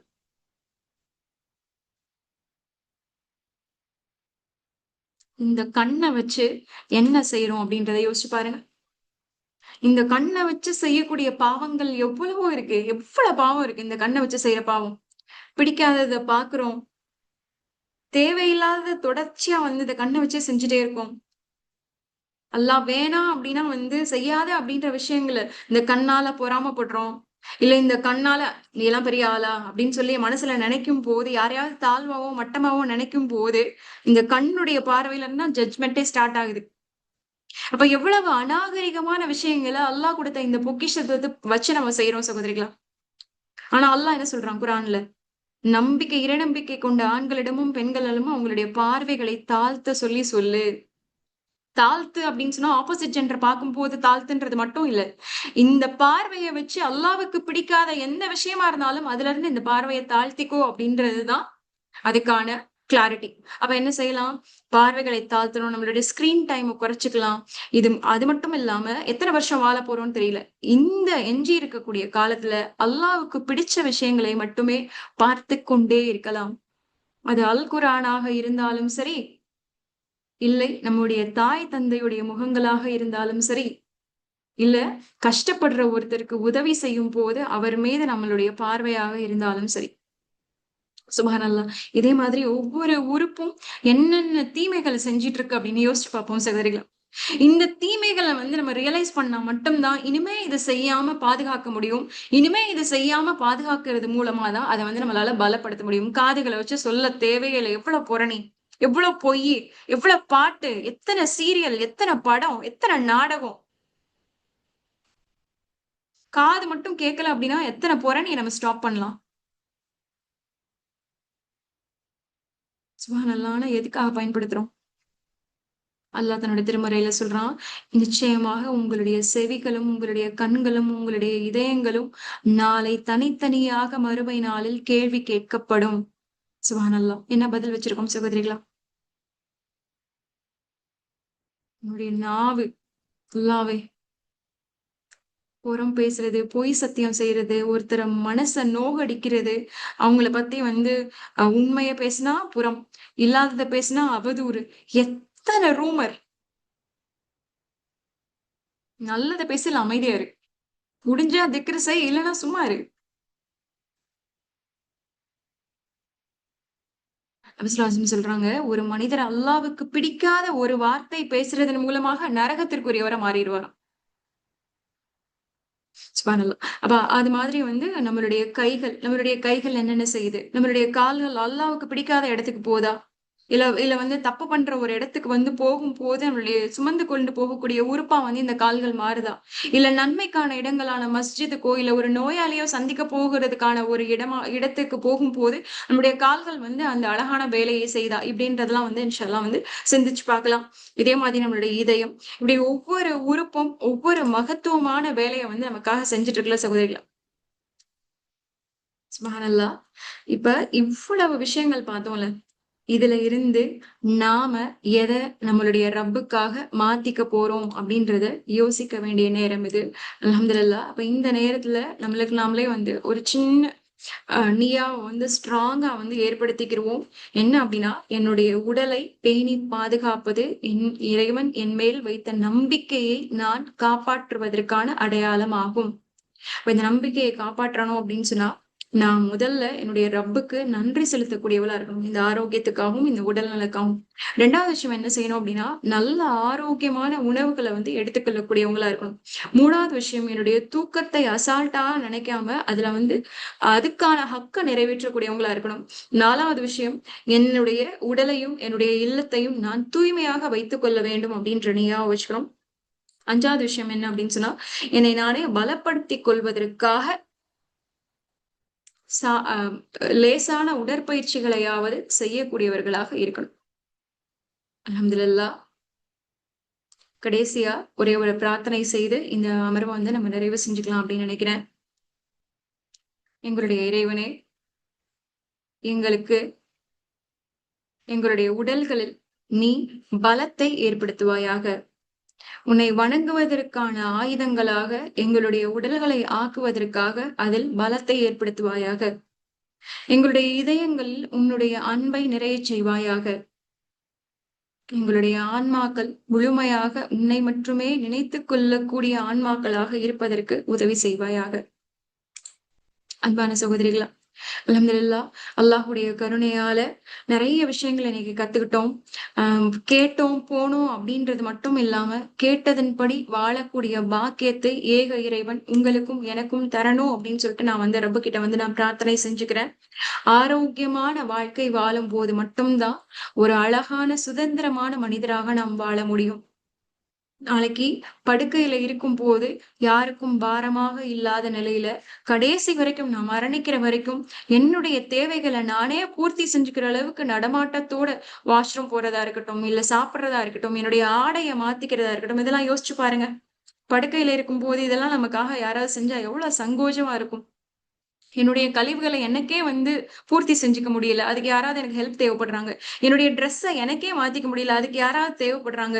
இல்ல அப்டின்னா எனக்கு தேவையானத நானே என் கையால எடுத்து சாப்பிட முடியல. அதுக்கு யாராவது தேவைப்படுறாங்க அப்டின்னா, அந்த கூட இருக்கிறவங்களையும் கஷ்டப்படுத்தி, நம்மளும் கஷ்டப்பட்டு இருக்கக்கூடிய ஒரு பலவீனமான நிலைக்கு நம்ம போயிறக்கூடாது அப்டின்றதுக்காக தான் அல்லாஹ் சுப்ஹானஹு வ தஆலா நமக்கு இப்படி ஒரு அழகான வாய்ப்பை ஏற்படுத்தி குடுத்திருக்கான் அப்டின்னு நான் நெனைக்கிறேன். அப்ப இந்த உடல் ஆரோக்கியத்தை பேண வேண்டியது நம் ஒவ்வொருவரின் மீது கட்டாய கடமையாகும். அது சுயநலம் இல்லை. அல்ஹம்துலில்லாஹ். அந்த உடல் உறுப்புகளுடைய ஆரோக்கியத்தை பேணக்கூடிய பாக்கியத்தை இறைவன் உங்களுக்கும் எனக்கும் ஏற்படுத்தி தருவானாக. நாளை மறுமை நாளில் வாழும்போது இங்க ஆரோக்கியமாவும், மறுமை நாள்ல நம்மளுடைய உடல் உறுப்புகள் நமக்கு எதிராக தீய சாட்சி சொல்லாம, நல்ல சாட்சி சொல்லக்கூடிய உறுப்புகளாக மாறுவதற்காக நாம் நமது உடலை பலப்படுத்தும் முயற்சியில் ஈடுபடுவோம். அல் முஃமினுல் கவிய்யுவாக இருப்பதற்கான இந்த இந்த முதல் படியில் பலமானவர்களாக மாற வேண்டும் அப்படின்ற இந்த பிரார்த்தனையோட இந்த செஷனை நான் நிறைவு செஞ்சுக்கிறேன். சுப்ஹானக்கல்லாஹும்ம வபிஹம்திக அஷ்ஹது அன் லா இலாஹா இல்லா அன்த அஸ்தக்ஃபிருக வ தூபு இலைக். ரப்பனா தகப்பல் மின்னா இன்னக அன்த ஸமீயுல் அலீம். எங்கள் இறைவனே, எங்களிடமிருந்து இப்பணியை நீ ஏற்றுக்கொள்வாயாக. நிச்சயமாக நீயே செவியேற்பவனும் நன்கு அறிபவனுமாக இருக்கின்றாய். அல்ஹம்துலில்லாஹ். சகோதரிகளா, இன்ஷா அல்லாஹ் இந்த பிரசன்டேஷன்ஸ்லாம் நான் குரூப்ல ஷேர் பண்றேன். அது மட்டும் இல்லாம இன்ஷா அல்லாஹ் அடுத்த வாரம் உடல் சரி செஞ்சாச்சு தானே, அதுக்குள்ள ஒரு உள்ளம் இருக்குல்ல, அந்த உள்ளத்தை எப்படி பரிசுத்தப்படுத்தி பலப்படுத்துவது அப்படின்றதான் இன்ஷா அல்லாஹ் அடுத்த வகுப்பா இருக்கும். அல்லாஹ் நம்ம எல்லாருக்குமே ஆஃபியாவை தரணும். அஸ்ஸலாமு அலைக்கும் வரஹ்மத்துல்லாஹி வபரகாத்துஹு.